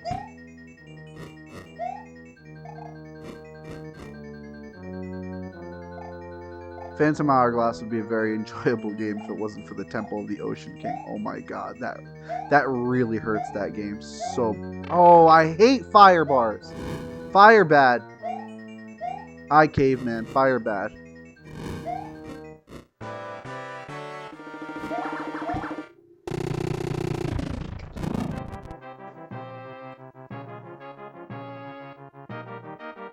I wish Twitch had a thing that said, like, user doesn't... Oh, you don't enjoy it? That's it? You just don't like the dungeons? That's interesting, because, you know, Majora's Mask has very inventive dungeons. And that's one of its high points, is that the dungeons feel very inspired and very original. Like, and that's speaking of a person who's played all the Zelda games that are currently out there, right? Like, I still feel like some of Majora's Mask's dungeons are the best in the series. Like, Stone Tower Temple is very good. I'm a big fan of Snowhead Temple. Like, they have some really great designs, and Majora's Mask has this excellent use of color too, which I feel like not a lot of the other Zelda games use. Like rooms like Really? You jumped on my head, you dickhead? Yeah, I know that's what I do, but shut up. Fuck you. Like rooms like the center of the moon, the Astral Observatory, just brilliant and gorgeous uses of color, right? That are missing from Ocarina of Time, because Ocarina of Time is a more contemporary game, while Majora's Mask has this like dream-like quality that allows it to be clearly and obviously a bit more imaginative. But that being said, like Majora's Mask, right? It has this great and wonderful penchant for making things look very good. It has this incredible propensity for adding personality. And yet it doesn't feel like enough for me, because something can look and feel pretty and fun and all that, but for me it's still not enough for me, you know? Like from an objective standpoint, Majora's Mask doesn't have enough meat. It is a beautiful, wonderful salad. It looks great. It's probably delicious, but at the end of it, you're like, okay, where's the rest of dinner? You know what I'm saying? You know, like that's the best way for me to put it. That I feel like is cogent enough metaphor for people to understand. And like it's even harder when you compare things like, so Ocarina of Time, right? Ocarina of Time is an incredibly good game. And it still, in my opinion, stands up very well to a lot of other games. But there's a better Ocarina of Time. And you know what better Ocarina of Time is? Better Ocarina of Time is Twilight Princess. Twilight Princess, for the most part, takes everything that Ocarina of Time does and does it better. The only thing that Twilight Princess does not consistently do is use the things that you get in the game more consistently and more naturally within the game itself. Like a lot of the things you get in Twilight Princess are single use, you never use them again. Ocarina of Time doesn't have that problem nearly as bad. Other than that, and of course Twilight Princess is legendarily slog of an intro. Twilight Princess does just about everything Ocarina of Time does better. Twilight Princess has better dungeons, generally looks better, has great music, really great side quests. I don't feel like Twilight Princess is anything but a better Ocarina of Time. And that's usually how I rate it. I still like Ocarina of Time a little bit more, but that feels unfair anyway. I am dying left and right. I have 9 lives. I would like to make it out of this level with 9 lives. Hang on a second. I'm going to focus because I'm dying in really stupid ways. I'm clearly enjoying this conversation though, so I'm going to come back in just a moment. Ooh. I hate the cheeps in these levels. Oh my god. That was the most BS. That was literally unfair. The second I jumped, one was there to hit me. I'm just not cool with that. Not fair at all. But I cleared the level. Okay. Twilight Princess is literally only slow to start though. The rest of its game speed is roughly the same as Twilight Princess. The world is just bigger. And the bigger world is, in my opinion, better because it's more realistic. You shouldn't be able to get to one end of a country to another in the span of 5 minutes. It's unreasonable. And that's another reason why I say Twilight Princess is better. A lot of Link's adventure and travel just feels more realistic. And it's 3, 2, 3, right? 3, 2, 3. Like with Twilight Princess, you really feel like a hero on a quest, in my opinion. And I think that that's really necessary for a Zelda game. I was not going to make that. I had the clear entryway too. Ocarina of Time, see, is just solid all around. But the biggest complaint I have about Ocarina of Time, and this is a big deal for me personally as a fan of A Link to the Past, most people attribute Ocarina of Time with doing things that A Link to the Past did first, and then patting Ocarina of Time on the back for being revolutionary for doing them. Like, honestly, it's kind of messed up how many people sleep on A Link to the Past compared to Ocarina of Time, where Ocarina of Time is essentially the same game but in 3D.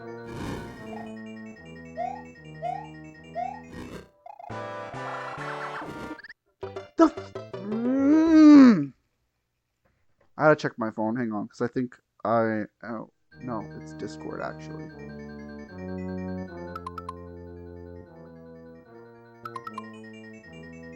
But so yeah, stuff like that is. But see, then there's like games like Wind Waker, and I messed up. I wasn't paying attention. Games like Wind Waker and Majora's Mask have this very big problem that is very consistent for me amongst Zelda games, is that there's a lot of character and a lot of heart put into the game itself, but that is not matched by actual content. Like, you have these wonderful, vibrant, colorful characters, designs, and things, but you experience them all for such a short time that it doesn't matter. It's like, if I get to eat a cracker, right? And it is the best tasting thing I've ever eaten. For some reason, this cracker has more flavor than anything I've ever eaten in my entire life. I'm still going to be mad that I can't have more of that cracker. I'm still going to be mad that it wasn't a bigger meal. Again, food metaphors, but food metaphors are easy to understand. Even if this cracker is literally tastes like the best thing I've ever eaten, it's still a cracker and still has all the substance and substance of one cracker. It's not realistically comparable to a full meal. It's not realistically comparable to something that's full, that's big, that's well made. It's just not the same. And I am very tough on games like that, because and I had the same problem with Nier Automata, is that I don't want to play a game that's so wonderful for such a short period of time. And if it's short, I'm sorry, it's just not good enough. The game was incredible and fun. I'm not going to replay the same 5 minutes of freaking gameplay. It's not, at that point, it doesn't feel fun anymore. It's not good. And if there was more to experience, it would have just been 10 times better. And that's Wind Waker and Majora's Mask. And even, in some ways, Breath of the Wild feels that way too. Breath of the Wild's length also is, unfortunately for me, feels almost like it's artificially lengthened, in that the world is big and there's lots to explore, but once you're doing the exploration, there's actually nothing to explore. And it's wild to say that, but like, okay, so a big example that I use is like the Leviathan Cave in Hebra is this big giant doorway. You're like, man, what the heck's in there? Oh, I bet it's something crazy cool. And it's just a dead dinosaur and nothing else. It is a dead dinosaur and nothing else. There's nothing to do there except for find a Korok and look at a skeleton. That's really not impressive. I'm not impressed. I'm sorry. It was really cool getting here. It was really cool to open the door. But the fact that there isn't like a crazy decaying castle and huge dungeon under here, I'm mad. I'm mad, honestly. And then for Tears of the Kingdom to come out and me to go, oh man, I wonder if they put stuff in places like that. They really didn't. They put little side quests in there, but that's it. They put a couple little other things. There may have been a new shrine or two in those places, but that's it. It's not good enough. Why? It's not good enough for me. I want dungeons. I want real cool places to explore. And not that I didn't have fun with Breath of the Wild and Tears of the Kingdom, right? And I will get to the mask portion of Majora's Mask in a second. Because that's actually another problem I have with Majora's Mask.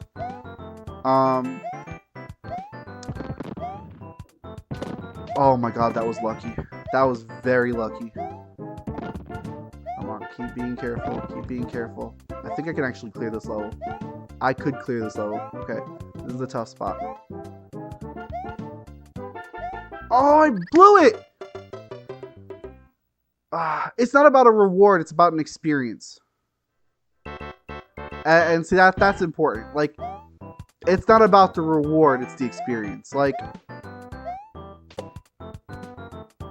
when you get there, seeing something isn't just good enough for reward. You want there to be more content for your exploration, in my opinion, especially with a game like Zelda. Especially with a game like Zelda, you want there to be something you earned from doing the exploring. And for me, a great reward is more gameplay. I want to play the game more. I want to have more things to do in the game. I want to have more fun playing the game. I don't necessarily ever even want a good game to end, to be honest. I think all the time about like a perfect endless game. I've thought at length about what a great design for the endless Zelda game would be. I don't want an experience to end. I'm not interested in an ending, to be completely honest with you. So, when you think of, like, do you want a reward? Yes, and I want the reward to be more things to do. I don't want to be able to see the ending coming if there is an ending. And then I don't want to be able to get there quickly.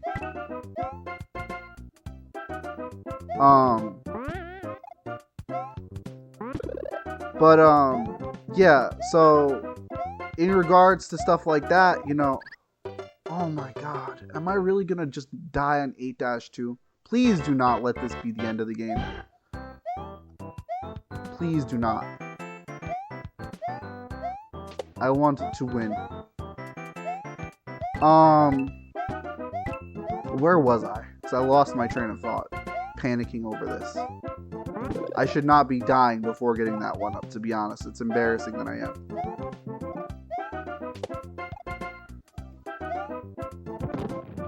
Okay,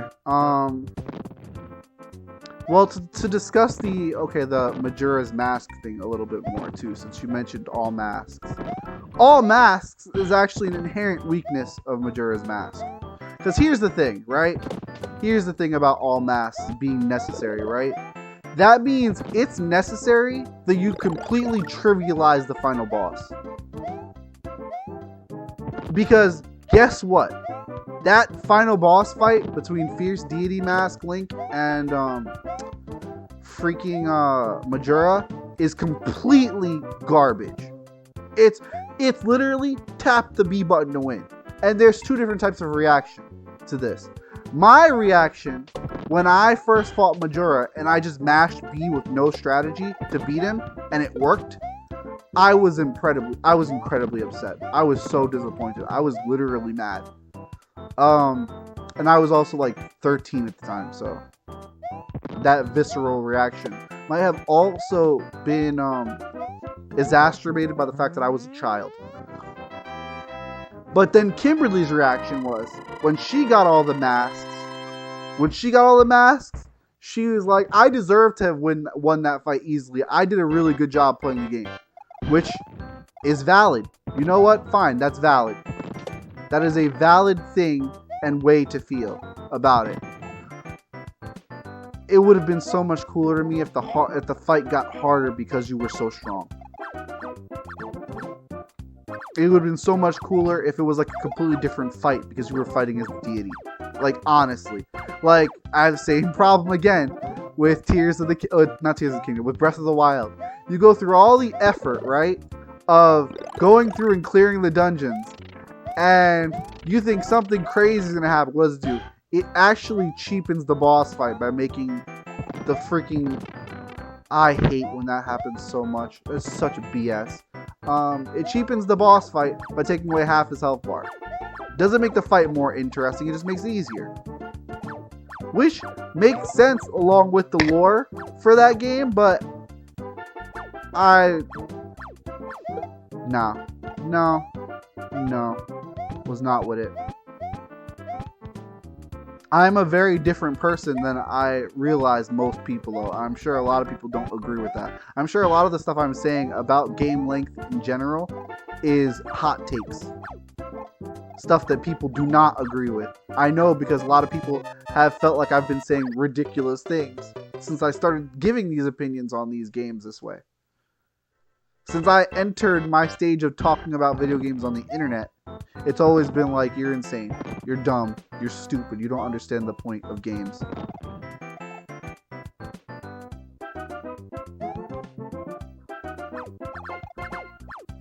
But, like, you'll definitely see what I mean. Like, you haven't beaten Tears of the Kingdom yet, right? You haven't beaten the final boss?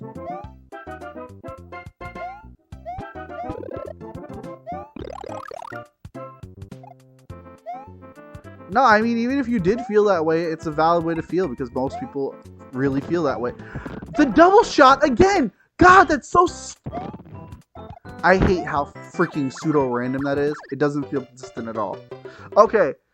So, I remember I nearly shat a brick when Stage 2's health bar appeared. I was like, oh my god. But then, my instant reaction was to freaking get the biggest smile on my face. I was so excited. When I got hit by one of the attacks that does the thing to your heart, I was like, oh my god, this is I was freaking the hell out. I was so excited and happy. That was my response to those situations, which some people might say feel like that's incredibly negative thing to happen to a player, is to think like, oh, it's gonna have a normal experience and suddenly they get surprised with like more fight and more things to do. Like, I was so freaking excited. I was so hyped. I was like, this is crazy. It felt so fun. I was enjoying myself so much during that fight. Like, I felt robbed of an experience like that with something like Majora's Mask, which has no good replacement for that. You spend all your time getting these masks to get a super powerful mask, which, right, that makes sense, super powerful. But it's so powerful, completely trivializes the final boss of the game. Like, that's just bad. That feels terrible. I cannot see that as a remotely positive experience, honestly. It just feels bad. I don't want it to be trivialized. I want it to be a challenge still. I just want it to be a cooler, more interesting challenge. And I'm about to get to the freaking end of this level with no power-ups.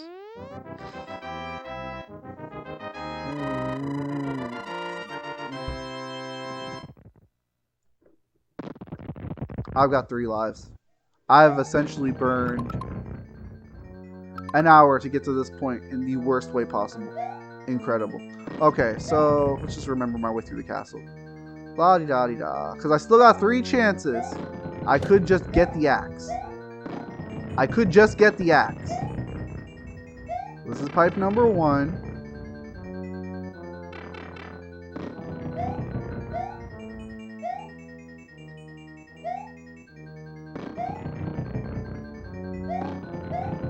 I have to get up there. That's pipe number 2. Let's let these guys die first. Because last time I forgot how to get to the Bowser consistently. Zooby, zooby, zooby. The fish. I think I have to cross the lava pit to this one. This gets me into the water. Yep. And then I die here to bloopers or fire bars. Whichever one wants to kill me first. I'm over here. Yeah, over here. Yeah, over here. Yeah, over here. Goodbye.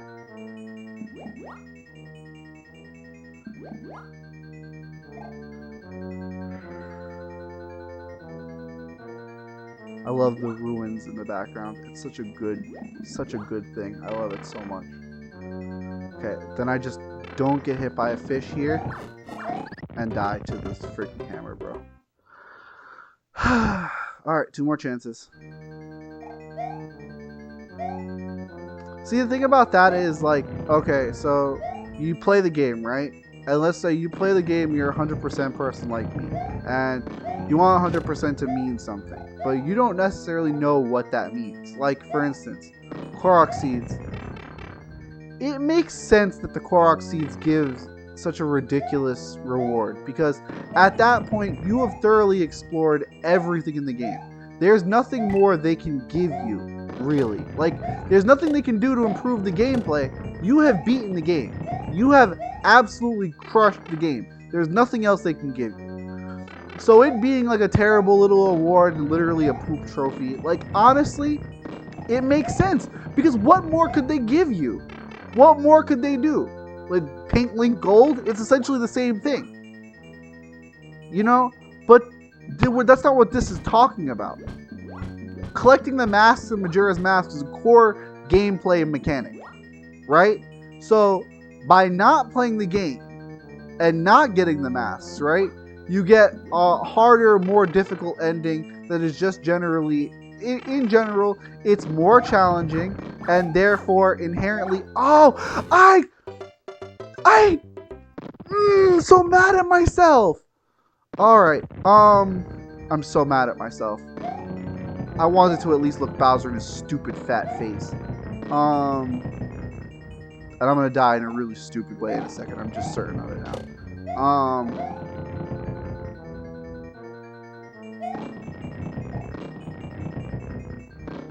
But the thing about what I'm saying is though is like since Majora's Mask essentially makes mask collecting this important core mechanic of the game, right? By just playing the game, you trivialize it. That feels bad. That's not what should happen, in my opinion. That doesn't feel like a real reward. It feels bad. That's the only thing I can say. Is it feels bad.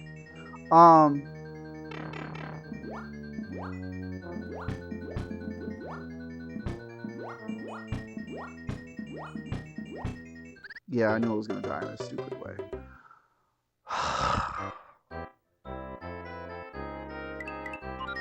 I want so bad to be done with this game.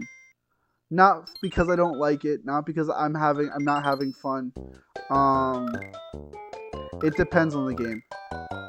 It really depends on the game. There is a vast difference in my opinion on that depending on what the game is. For Zelda, generally there is some aspect of the game that is blocked by the 100%. Like, your experience for all dungeons to 100% in Ocarina of Time is pretty much the same. So, beating Ganondorf doesn't change your experience afterwards.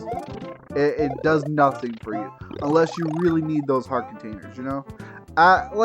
So, just for reference, when I wasn't 100% a game, when I was younger and I was just playing games, just playing them regularly, by the time I got to the end of A Link to the Past, Ocarina of Time, I had something like 2 to 3 bottles, 13 to 15 hearts, however many the total was, like just a little over half of that.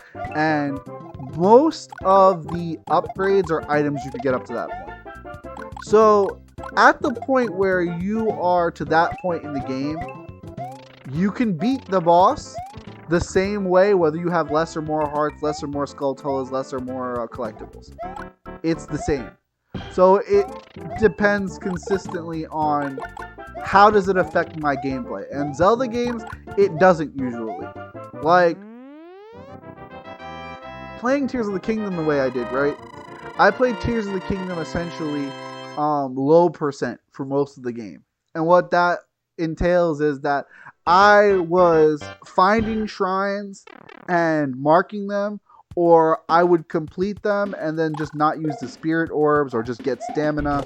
I was basically playing the way I told myself I wouldn't play Breath of the Wild. Now, when I played Breath of the Wild, the first thing I was hearing about most people doing is that you could go to Ganon's Castle right immediately from the start of the game. Like, you could go fight the final boss immediately. And I heard that and went, yeah, I'm not doing that. Because I don't want to, and also because it sounds dumb. And I don't feel bad about that choice. I didn't enter Ganon's Castle, I didn't enter Hyrule Castle until there was a side quest that necessitated looking for something inside of it. And then I explored a little bit, and whenever I felt like I was exploring too much, I left. But for Tears of the Kingdom, I decided from the jump, yeah, I'm not going to do that. I'm going to do whatever I want as soon as I possibly can if I feel like it. And so my plan was from the start to get only stamina and avoid getting health for as long as I possibly could. Try to avoid story progression and just explore as much as I possibly could. And just pretty much do whatever I felt like I wanted to do. And one of the things I immediately decided is that I saw the castle on the floating up above the ground, and I saw that I could fall from a higher place, and I immediately had to know, okay, let's see how much of a wall this really is. And it wasn't a wall at all. It was literally not a wall. You could just go in the castle. I'm like, which led me to a cave, which led me to some armor, and basically led me to realize like the game was gonna have way more depth than people thought it would. And so I spent at least the first few days I played it, I basically didn't do any story progression. I just did whatever the hell I wanted until I saw something falling on Zora's domain, and I was like, what is that? And I got curious, and that's what led to story progression. Essentially what that means is I was getting really close to 100% before I even cleared all the dungeons, because that's the way Tears of the Kingdom just lets you operate, and I enjoyed it. So Tears of the Kingdom, I did all shrines, I think, before I fought Ganondorf. I think I did, was it just all shrines before I beat Ganondorf?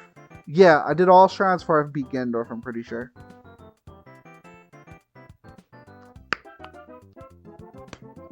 Mostly because I wanted to know what the reward would be this time around. I wasn't impressed, to be honest. But the shrines in Tears of the Kingdom were also very, very, very fun.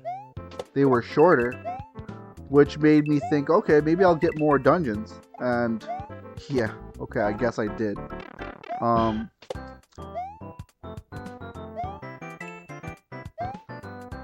I missed 2 coins somewhere?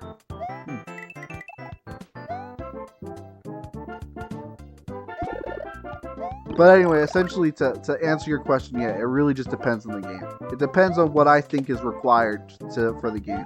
Like I did it for, I think I talked to you about this a while ago. I did it for Kingdom Hearts before I fought Sephiroth, and therefore, like, I think you have to beat the final boss before Sephiroth is available, but Sephiroth was essentially the final boss. And you can fight him much earlier than 100%.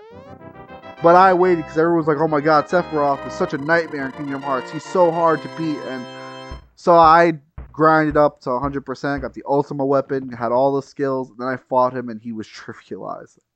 And I can't rate Kingdom Hearts down for that because that was a decision I made. I did that because I figured I was a scrub and needed that. It wasn't... The game tells you have to be a level 100 before you fight Sephiroth. The game throws the fight at you fairly early. No, I didn't. I did not because, like I said, I figured I was a scrub gamer who had just played Kingdom Hearts only for the second time, and that I needed to be on level 99 or whatever it was. Because I was just not as good as these other people. But again, see, that's 100% my fault. It wasn't necessary for me to get to level 100. I just thought that was really stupid. I just thought it was. Because I didn't know.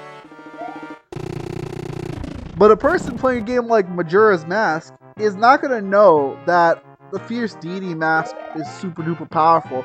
In fact, the game directly leads you to be just the seconds before you get to use it is that you're the bad guy and I'm the good guy. The bad guy just runs. Like, it's implied that you're weak, you're inferior, that you can't possibly win. And that's why you get the mask. Like, to be honest, the game sets you up with the idea that you're just gonna lose. And then you not only don't lose, the hubris of Majora was so bad that you got curb stomped.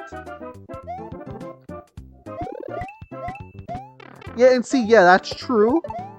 But me being the person that I am, is that while I don't necessarily always strive for 100%, I do tend to strive for collecting certain things. And those certain things tend to be not necessarily completion related, but item related. Like in games with the inventories, I want to fill all the inventory slots. Like I want to know what all these items do. I want to know what all this stuff is, unless I think I don't need it. Like, for instance, Ocarina of Time, I wasn't worried about bottle number 4, but I was worried about Nehru's love and stuff like that, if that makes sense, you know? Although Ocarina of Time doesn't really make any of those items really secretive or hidden. But like A Link to the Past, I'm thinking of, kind of does, you know? But I definitely got the mask the first time because I kept seeing like collecting masks felt like it was important, so I was like, I have to get all the masks. It's super important.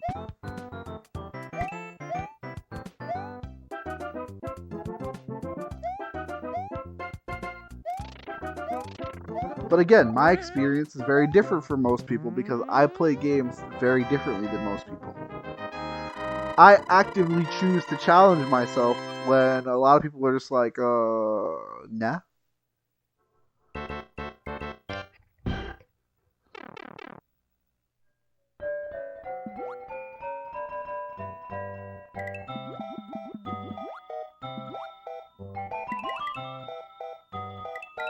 I don't know though. This is a lot of the stuff that I'm talking about and how I play games and how I feel about things is incredibly, and this is very important, incredibly subjective. Everyone's got a different experience with this stuff because everyone's got their own way of doing things. And I would be remiss if I implied any of this stuff was absolutely correct and necessary and people who make games this way are bad and terrible.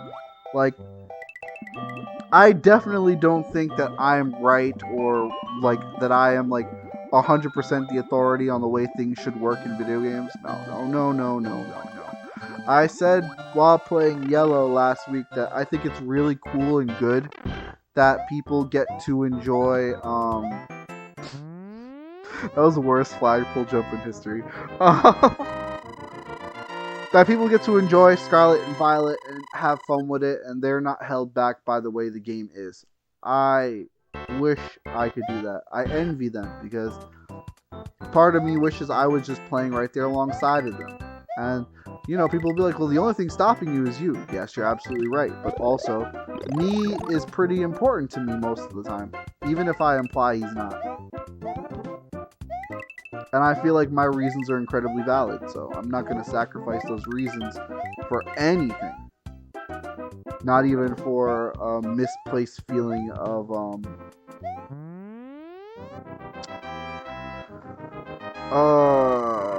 FOMO.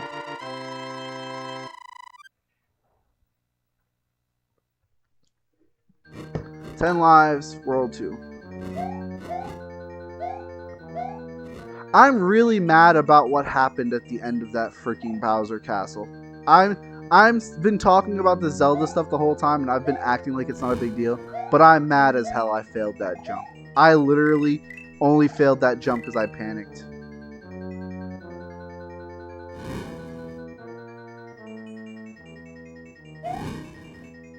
Well, Best, maybe you are God Pikmin gamer. I don't have any concept for what's difficult in Pikmin or not because I'm not a Pikmin gamer. As such, I also did not play Pikmin 4. I did speak to, I was talking to Frozen the other day. I don't know if you ever get a chance to speak to him, but he has a pretty cool Twitter.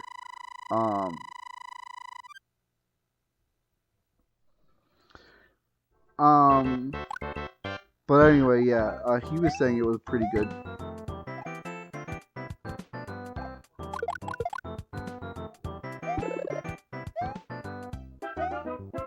Come on, Mario, jump to the thing you don't need because I'm an Idort. Get fireballed.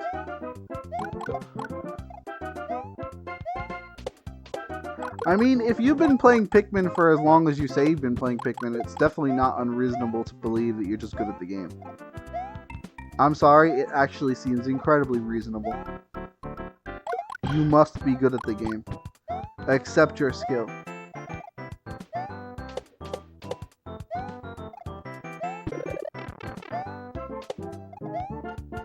I'm mad I lost my fire flower.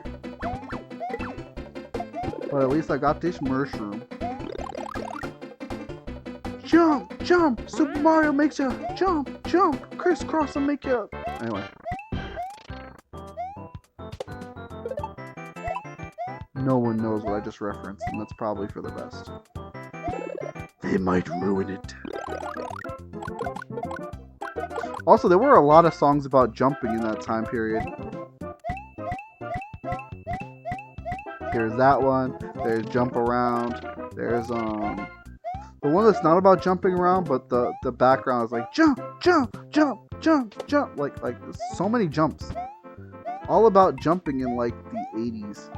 Was it the 80s the songs came out? I feel like it was the 80s. It might have been 80s, 90s.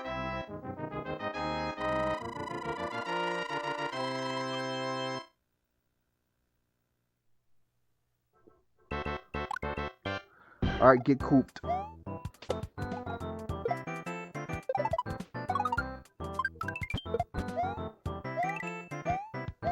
Come on, get what's in the box. Never mind, you don't need it. Get shot.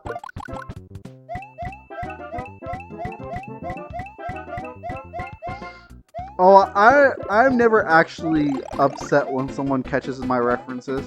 Like, I remember there was, I was talking to some people, ages, oh, I had the star, oh, I messed up, I didn't realize I had the star, oh, I blew it, I messed that one up. Oh well, nothing I can do about it now. But we were talking about anime, and I was talking about, man, I remember when I first saw My Hero, and I talk about Eraserhead. I'm like, Eraserhead, what the hell? He ain't gonna hurt nobody? We just dancing? And one of the dudes there was this older dude. He just goes, yo, Ace, I see you. I'm like, oh, shit. I'm like, yeah, I love that. I love those movies. He's like, of course. But he actually put the song on that I was referencing later. It made me laugh really hard, because it's a good song, too.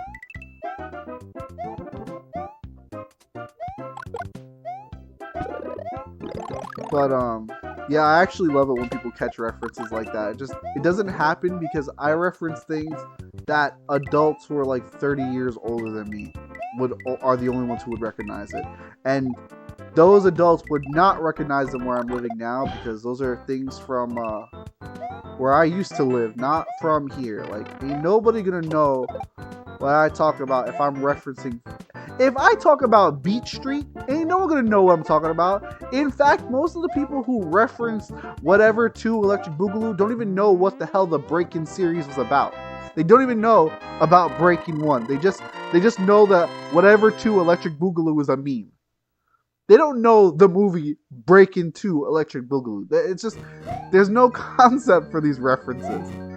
Lost to time and space, because again, there's a group of people who would absolutely know what the fuck I'm referencing, where I'm from.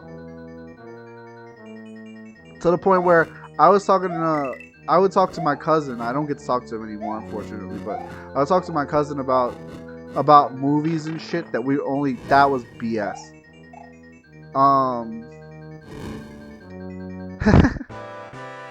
I haven't seen Breaking 2 in years. But yeah, we would just talk about movies, and he'd be like, "Yeah, I seen that." I said, "You seen that? Nobody knows this movie." So I started joking. I started calling it, say we were the kids watching the shit late night on cable. So started calling it the Bronx Movie Club. We're talking about shit like Blank Man. It's so funny because we bring up movies that literally no one talks about, but somehow he and I both saw, even though we didn't even meet until we were like teenagers.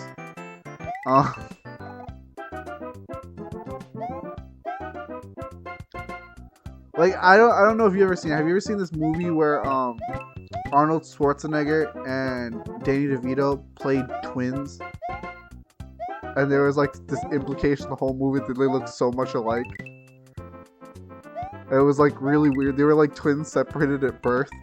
I was throwing around the idea like it'd be great if like there was a remake of that movie, but it was it's literally called Twins. Okay, that's what I thought. I wasn't sure if I was second guessing myself. I said it'd be hilarious if like they took The Rock and Kevin Hart and did that like remade that movie now. I think that'd be the funniest shit in the world.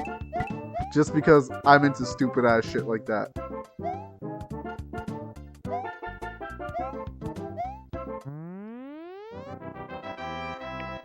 But yeah, shit like that. Like I wish more people got the shit that I would have been called triplets with Eddie Murphy. Immediately excited for the thought of that. It's just incredible. I love the idea of that. Oh my god, I hope that that's real.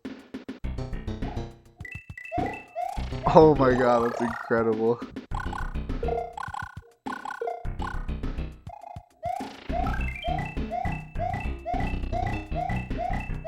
Oh my god.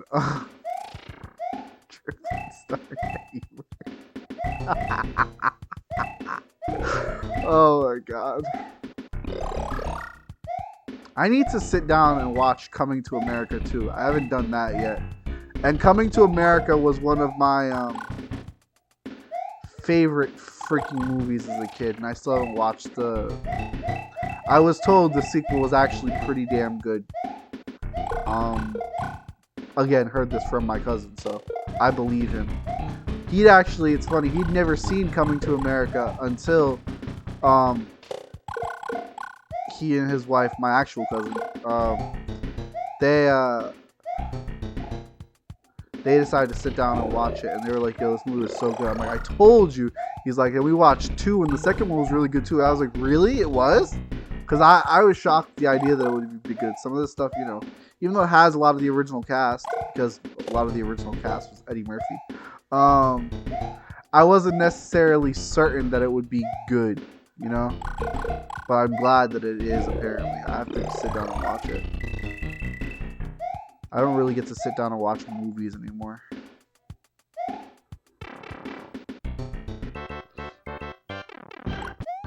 Honestly, to go back to what you were saying, because I didn't respond to that, if it's been planned for decades, it's probably never coming out.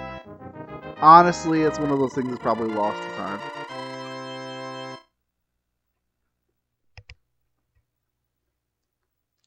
We have hit the 2-hour mark and are on technically run number 4, but I'm not counting the second run because that second run was garbage and doesn't deserve a place in history.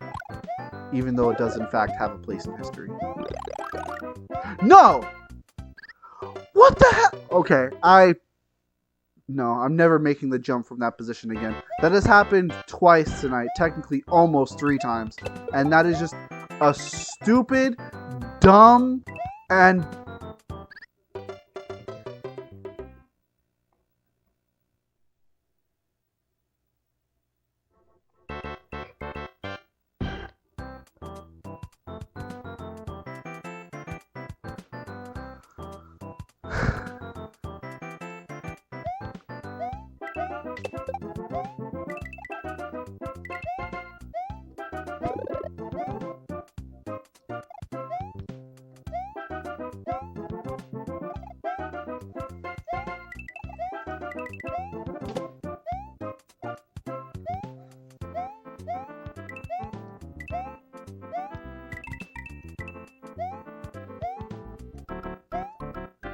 I'm so incredibly angry. I'm so incredibly mad. There are not words enough to express the rage that I'm feeling at this very moment.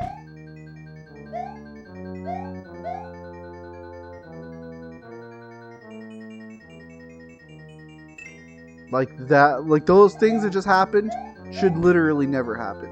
And the fact that they did happen, I feel as though my soul has been permanently scarred by those nasty, disgusting things that happened. And honestly, is incredibly disrespectful to both myself and others that I did those things. Quite frankly, just disgusted. So, I'm just gonna win now.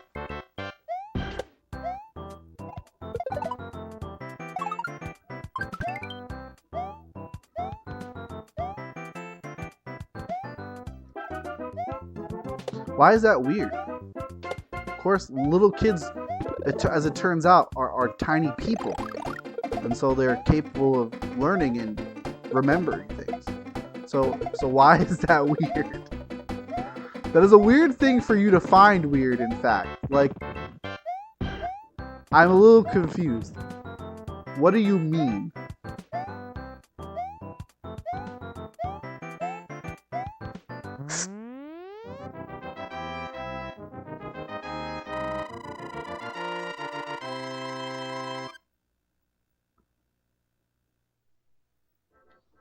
I mean, my kid makes references to things all the time. He's constantly referencing SpongeBob. To be fair, SpongeBob is quite good. The older stuff, anyway. He's actually been getting into watching the newer SpongeBob, and it's like... It's one of those things that makes me want to, like, why do you have to... That's dumb. Like, why do you have to be into the things that I don't like? Which is a joke, obviously, because, like, of course he's going to be into whatever the heck he likes. He's a kid. He's allowed to form his own things. But, like I told you about the freaking thing he was doing with Breath of the Wild Great Fairy. Like, every time he went to the Great Fairy, he would just ask, he's like, oh, are you going to get a little, yeah? And it's just like, we had to recently put a stop to it entirely because he was just doing it at random times, and he's having way too much fun with that silly noise. And he doesn't exactly understand why it's not the best thing to do from a standpoint of, please God, stop. But kids will just pick up on anything, really. I mean, just making that sound, yeah, like he just thinks it's a funny sound, and I don't particularly find it funny, and my wife hates it. Like, it is funny within the context of, like, oh yeah, haha, that's kind of like the sound she makes. But when he just randomly goes around the house, go, hey daddy, hiya, no, that's not funny. I'm sorry, it's not even close to funny anymore. And Kimberly gets easily annoyed. Which is funny because Kimberly goes on TikTok and listens to people essentially do that stuff all day long. And when I say that stuff, I don't mean those sounds. I mean literally any sound. Like Kimberly will get stuck on, like we all do, a sound that just absolutely... She just, like, falls in love with it, and she just, like, sticks with it. And it's like, okay, but then you're mad at him for making random sounds all day, too. Like, I love you, but also that seems a little unfair. At the same time, yeah, I really wanted him to stop going, hiya! What? I've just completely lost control of all semblance of my character. Like, I'm just making absolutely brain dead moves. So this run now turned into a World 6 run. I can tell. I'm not going to make it out of 6-4 again because I'm just making dumb moves.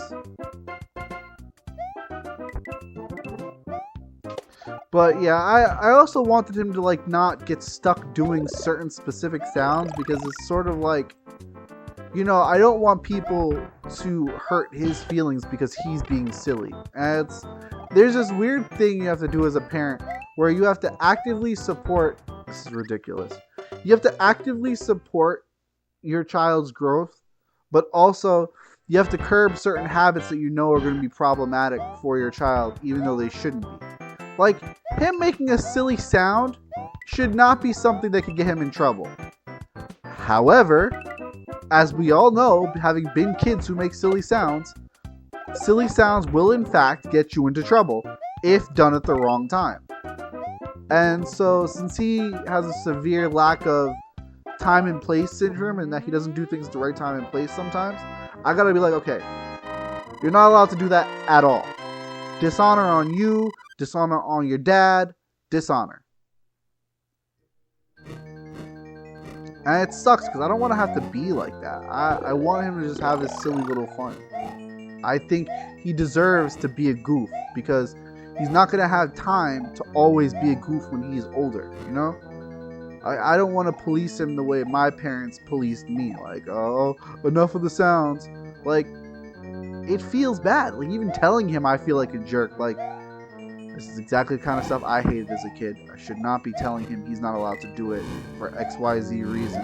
Whether I'm right or wrong, it feels wrong. And that's hard. That's difficult for me. From the perspective of being a dad who loves his kid to bits. I don't like having to be the person to tell him, no, now's not the time to have fun. You're not allowed to have fun today. Right now, you can't have fun. Here, you can't have fun. It just feels bad. Because I'm especially one of the few parents who can consistently remember I hated being treated this way. So whenever I've got to do something that I didn't like hearing as a kid, I feel really terrible. It's like the whole, okay, you have to make sure your clothes match because otherwise people are going to think you dressed weird. That should absolutely not be a thing. Kids should be allowed to dress however the hell they want. Why is it that I have to make sure my kids' shoes and socks and pants and shirt match? Well, that's dumb. So I don't generally bother him with that. But then it's like, oh, okay, you have to stop making silly sound in XYZ place because people are going to think you're weird. It's the same thing. It's essentially the same thing. It's the same rule and it's dumb. And for some reason, it's just expected of me. Like, I remember I have this habit of when I have something to drink, like, and I'm, right, exactly. When I have something to drink and I'm, like, it's really hot and I'm really enjoying what I'm drinking, I just be like, and I remember my mother one day, because Ace was doing it too. He would do it whenever I did it or whenever he had something to drink, he would do it. And I always thought it was really cute that he was copying me and he was doing it because that's just what he thought you were supposed to do. My mother saw him doing it one day and she was like, Ace, you're just going to let him do that? What are you going to do when he goes to school? And I'm like, what do you mean? Oh no, he's enjoying his drink and it's refreshing and cold. Oh dear, he's made a sound after having something to drink. What could possibly go terribly wrong with that? Like, are you serious? Why is it a problem? Are you serious? There was another time where my mother was criticizing my son for just ridiculous reason. He was just running around her bedroom, in the middle of the bedroom after we had all eaten together, and we were eating in her room for whatever reason. And so he was running around in circles in the bedroom. Now, when I say running around in circles, he was literally running around in circles. Like, literally in circles. He wasn't bumping into things. He wasn't knocking things over. He wasn't shaking the room. He was not screaming or yelling. He was just running around. He was being a kid. And my mother looks at me, she's like, aren't you going to stop him? And I said, okay, what do you want me to do, beat him? And she goes, that's not what I was like. Oh, well, what should I do? Should I hit him? Should I ground him for a year? Maybe I should, just like scream and curse at him. And she's like, no, that's not what I mean. I was like, you see, Ma, this is what a kid looks like. This is what I should have looked like if my dad didn't abuse me my whole life. And she immediately shut up. Because it's like, yeah, this is what kids do. Sometimes they run around. Sometimes they play. Sometimes they make sounds. Sometimes they do things. Like, you're mad because he's running in circles in your bedroom. Literally not touching anything. Just giggling and running around in circles. That is the most simple and gentle thing. That, like, you could have a kid who's throwing things across the freaking room and swinging from the rafters, so to speak.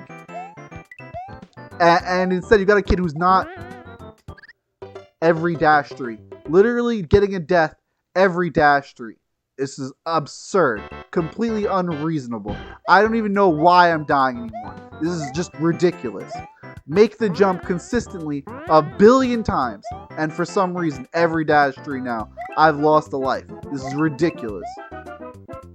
Absolute juvenile behavior. Anyway, it's like, why am I gonna police a kid for not doing anything wrong?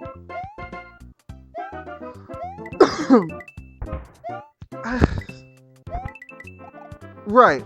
It's not like he's like falling over himself. Like, there have been times I have to be like, okay, don't jump on the furniture because you're gonna get hurt. And he's not listened and immediately fallen and hit his head on something. What do? Are you okay? Yes. Are you hurt? Yes. You see why I told you not to jump on the furniture? Yes. I'm sorry. Like, he's had to learn the hard way a few times, but that's punishment enough. I don't have to bully him for him to understand these things. It's bad enough that I have to tell him, you see why I said no. I shouldn't even be doing that. But I do that because I want him to understand this is why. I want him to understand that I say the words for a reason. I'm not trying to I told you so him. I'm trying to get him to understand that, this is what I was trying to avoid.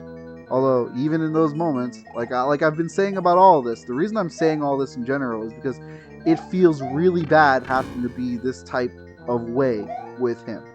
I don't like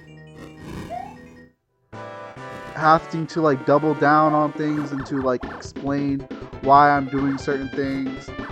But I feel like if I don't do it, he's never going to understand there's a why and wherefore for what I'm doing. It's about me wanting him to learn these things without having to always suffer. Because it sucks having to deal with all that nonsense the hard way. Especially, I know this especially because I have a terrible habit of learning things the hard way. That was a terrible death.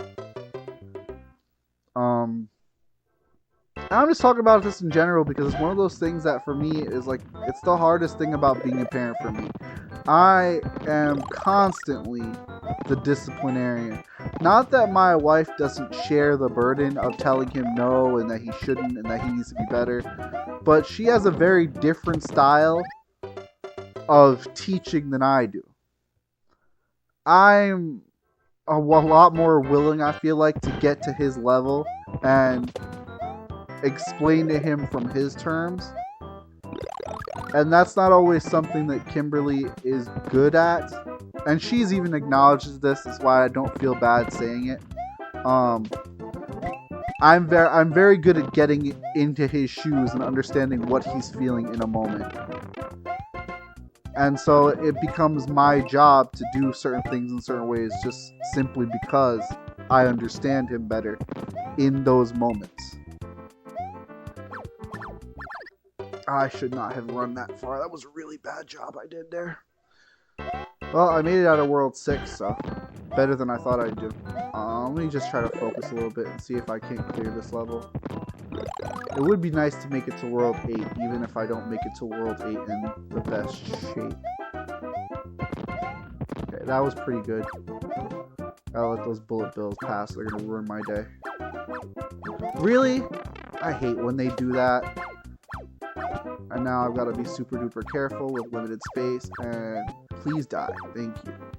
Mushroom. No? No mushroom. Okay, no mushroom here. I forget that in World 7 there's no mushrooms until the one at the end of the level. Or at least I haven't found another mushroom. It's just sometimes I really feel the burden of being the type of teacher that I am. Sometimes I feel very guilty that I'm not more intelligent or more experienced in a way that I can teach him better than I'm teaching him. To be better at what I'm doing and the way I'm doing it. I really feel the need to improve as a father for him, you know?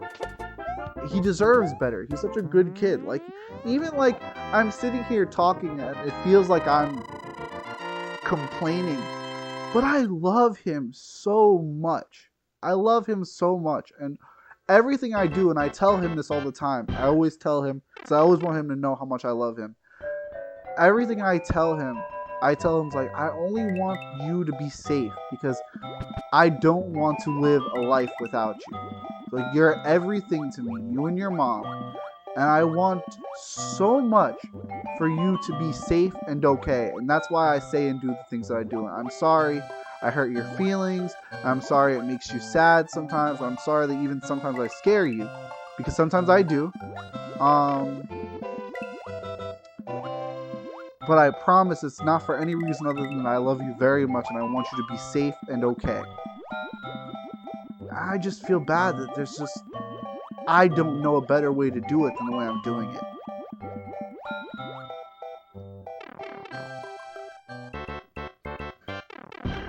I mean, sometimes I feel like I'm complaining. Like, sometimes I feel like I'm just, whining. I don't usually talk to lots of people about this stuff. But the person I did talk to about it, I don't really get to talk to a lot anymore. And he understood because he has like 3 kids. And his 3 kids are definitely all different and wide ranging as far as their behaviors. So he's also a young dad. He's also got a similar experience with some of his parenting. That was dumb. With some of his parenting experiences, including in relation to issues he had with his parents growing up. But essentially, I talked to him about all this stuff, and I don't have that anymore, and it's been very difficult. I don't feel like, yeah, I know, level dash 3 again, no shit. I'm really feeling that lack of like consistent connection. I don't have a whole lot of people to talk to anymore. I actually really look forward to the Saturday streams, not just through like from a standpoint of talking to people in general, but from a standpoint of they keep my mind busy. But anyway, yeah, I complain about my parents a lot because my experience with them was very negative and colors not just a lot of my behavior as an adult, but all of my behavior as an adult.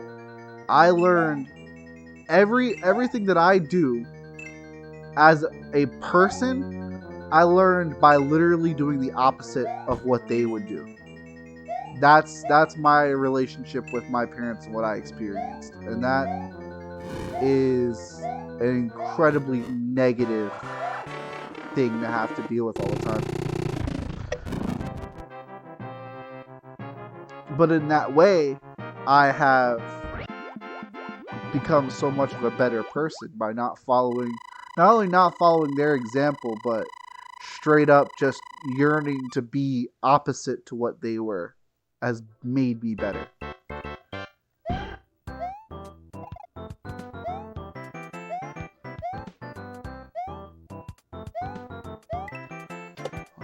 I do it by focusing and taking a lot of time to focus on self-improvement. I'm constantly trying to make myself better. It can be hard for the people that are close to me though, because I am incredibly hard on myself. Because they're like, Ace, you're literally a saint. I'm just like, if only you knew. Sometimes I know like Kimberly wants to throttle me with the way I treat myself, and I know that's hard for her, and I feel bad about that. But I also feel like that being this hard on myself has consistently helped me, not hurt me. So whether or not it's bad, I'll probably continue to do it the rest of my life. I don't know how to change that aspect of me. I could probably learn to give myself a break, but I don't know. In regards to Little Ace though, I always want to be better for him. And that's why I'm thinking about this stuff and talking about this stuff. I want so much to be a better dad for him. I want to be a person he can come to at any moment in life. Like just the other day I was thinking about it's really tough for me that I I was thinking about, like, you know, from a standpoint of, I wish I knew what it was like to talk to, like, my family as an adult and get advice from them as an adult. Like, I don't want advice from my mom or dad. I want advice from what my mom or dad should have been, you know? And that can be kind of tough on me, I'm not gonna lie. I wish I had people to go to who understood the way I was feeling about this stuff in a way that I felt like, you know, they could actually grasp and help me. Like, the only thing I really have as an option would probably be like therapy or something, and I simply do not have the money, nor do I have the time. It's sort of unfortunate, but that's life. Okay, alright, this is bad. I've got to hit this spot just right. Perfect. I hate that jump so much. I call that the worst jump in the game for a reason. It literally... I can never take that jump with ease. I always have to, like, set it up in my head. Otherwise, I can't comfortably do it.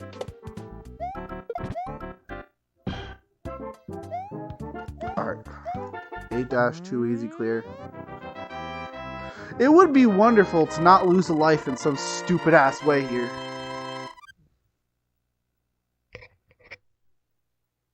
Well, I think the problem isn't that therapy is not given like, you have to have what they consider as a serious problem, and frequently I find myself into position that, are you serious? I hit it right before he landed on it. That is so dumb. Frequently I find myself in the position that my problems are simply just not bad enough. Hell, I mean, in the last 3-4 months, I've only recently gotten on a consistent medication for my asthma that has made it so that I can work like a whole week without calling out once. I couldn't even do normal things like that until recently. So it sucks, but unfortunately that's the way our company is right now. The company that we live in. It's just a really unfortunate aspect of our current environment. It's like, if you're just middling, you will always be on your own. Yeah, that was my point, Best. Exactly. Basically just is a company. Is there something in here? There's money in here. I'll take money. I'll also take the sped up timer that's stressing me the hell out. Please. You see that? That was it. That was the stupid death right there. That was it. I just narrowly avoided it. I saw it. Alright. Okay. So, this is it. 5 lives and a fire flower. This is it. This is also a great place to just die really simply. Okay. I'm going to take this slow and carefully. I'm going to be so incredibly careful, it's going to be nauseating how safe I play. I also don't have a whole lot of time to play this safely, so I've gotta be careful and know where to rush. If I lose the fire flower to Cheep again, I might throw this controller. I'm not gonna lie. It's happened every time I've gotten here with a fire flower. I've lost it to the Cheeps. And I'm going to be so upset if it happens again. I might literally cry.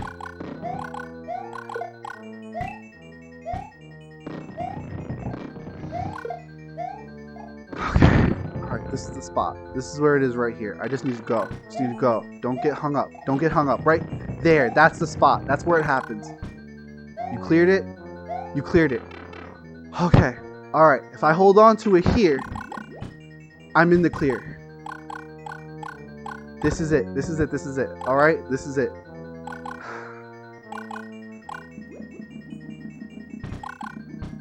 Oh, the blooper's going the wrong way. Which means... This is actually the one place you don't want bloopers to do that, because it means they can all group up easily. And that's, like, really, really bad. Okay. There might be a Cheep right that appears immediately if I don't move, so I gotta move kind of quickly. Oh my gosh. Is this it? Alright. If I dodge the Podoboo, I've got this.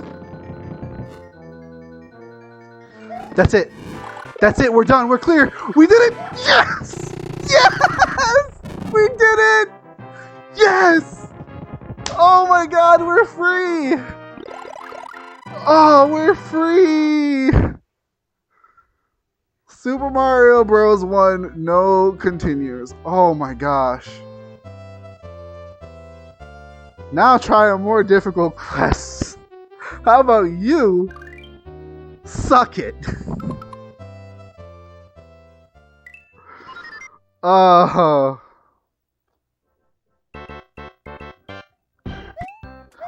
okay. This isn't Star Worlds. This is harder. Super Mario Bros. 1 is what this is. My bad. I misspoke on what this is. It's just harder Mario 1. Keep your coins though, so that's nice. I don't know why I'm getting fire flowers. They're obviously useless. They're legitimately useless. And all the enemies are so fast. Yeah, I know. Mario Lost Levels has like the lettered... If you have to get to like a certain point without like dying, right? Honestly, this seems like a great spot, right? To just jump into Super Mario Bros. 2. I kind of want to. I think this is a good time for it. Like, it's still kind of early, and this would be a pretty short stream if I did. Like, only requirement is no warps. Really? Interesting. So that means you can do it even if you get continues? Because in this game, the continues let you go from the exact level. Because that might be an interesting thing to do. I've never done or tried to beat Lost Levels. I've played it, but I've never given it an actual effort. That sucks.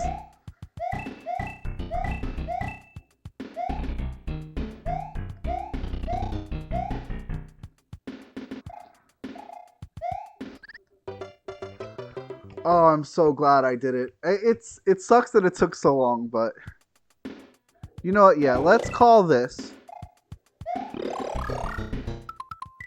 Let's call it right there. I love All Stars. I'm so glad. Like, I'm happy we beat it, and I'm looking forward to moving on. So I'm gonna take a quick break to see. I can probably quickly set up Super Mario Advance, and we'll see if we can set it up pretty quickly. I'll be right back. Thank you for hanging out with me, Best. I really appreciate it. And thank all of you for watching as well. Whoever you are.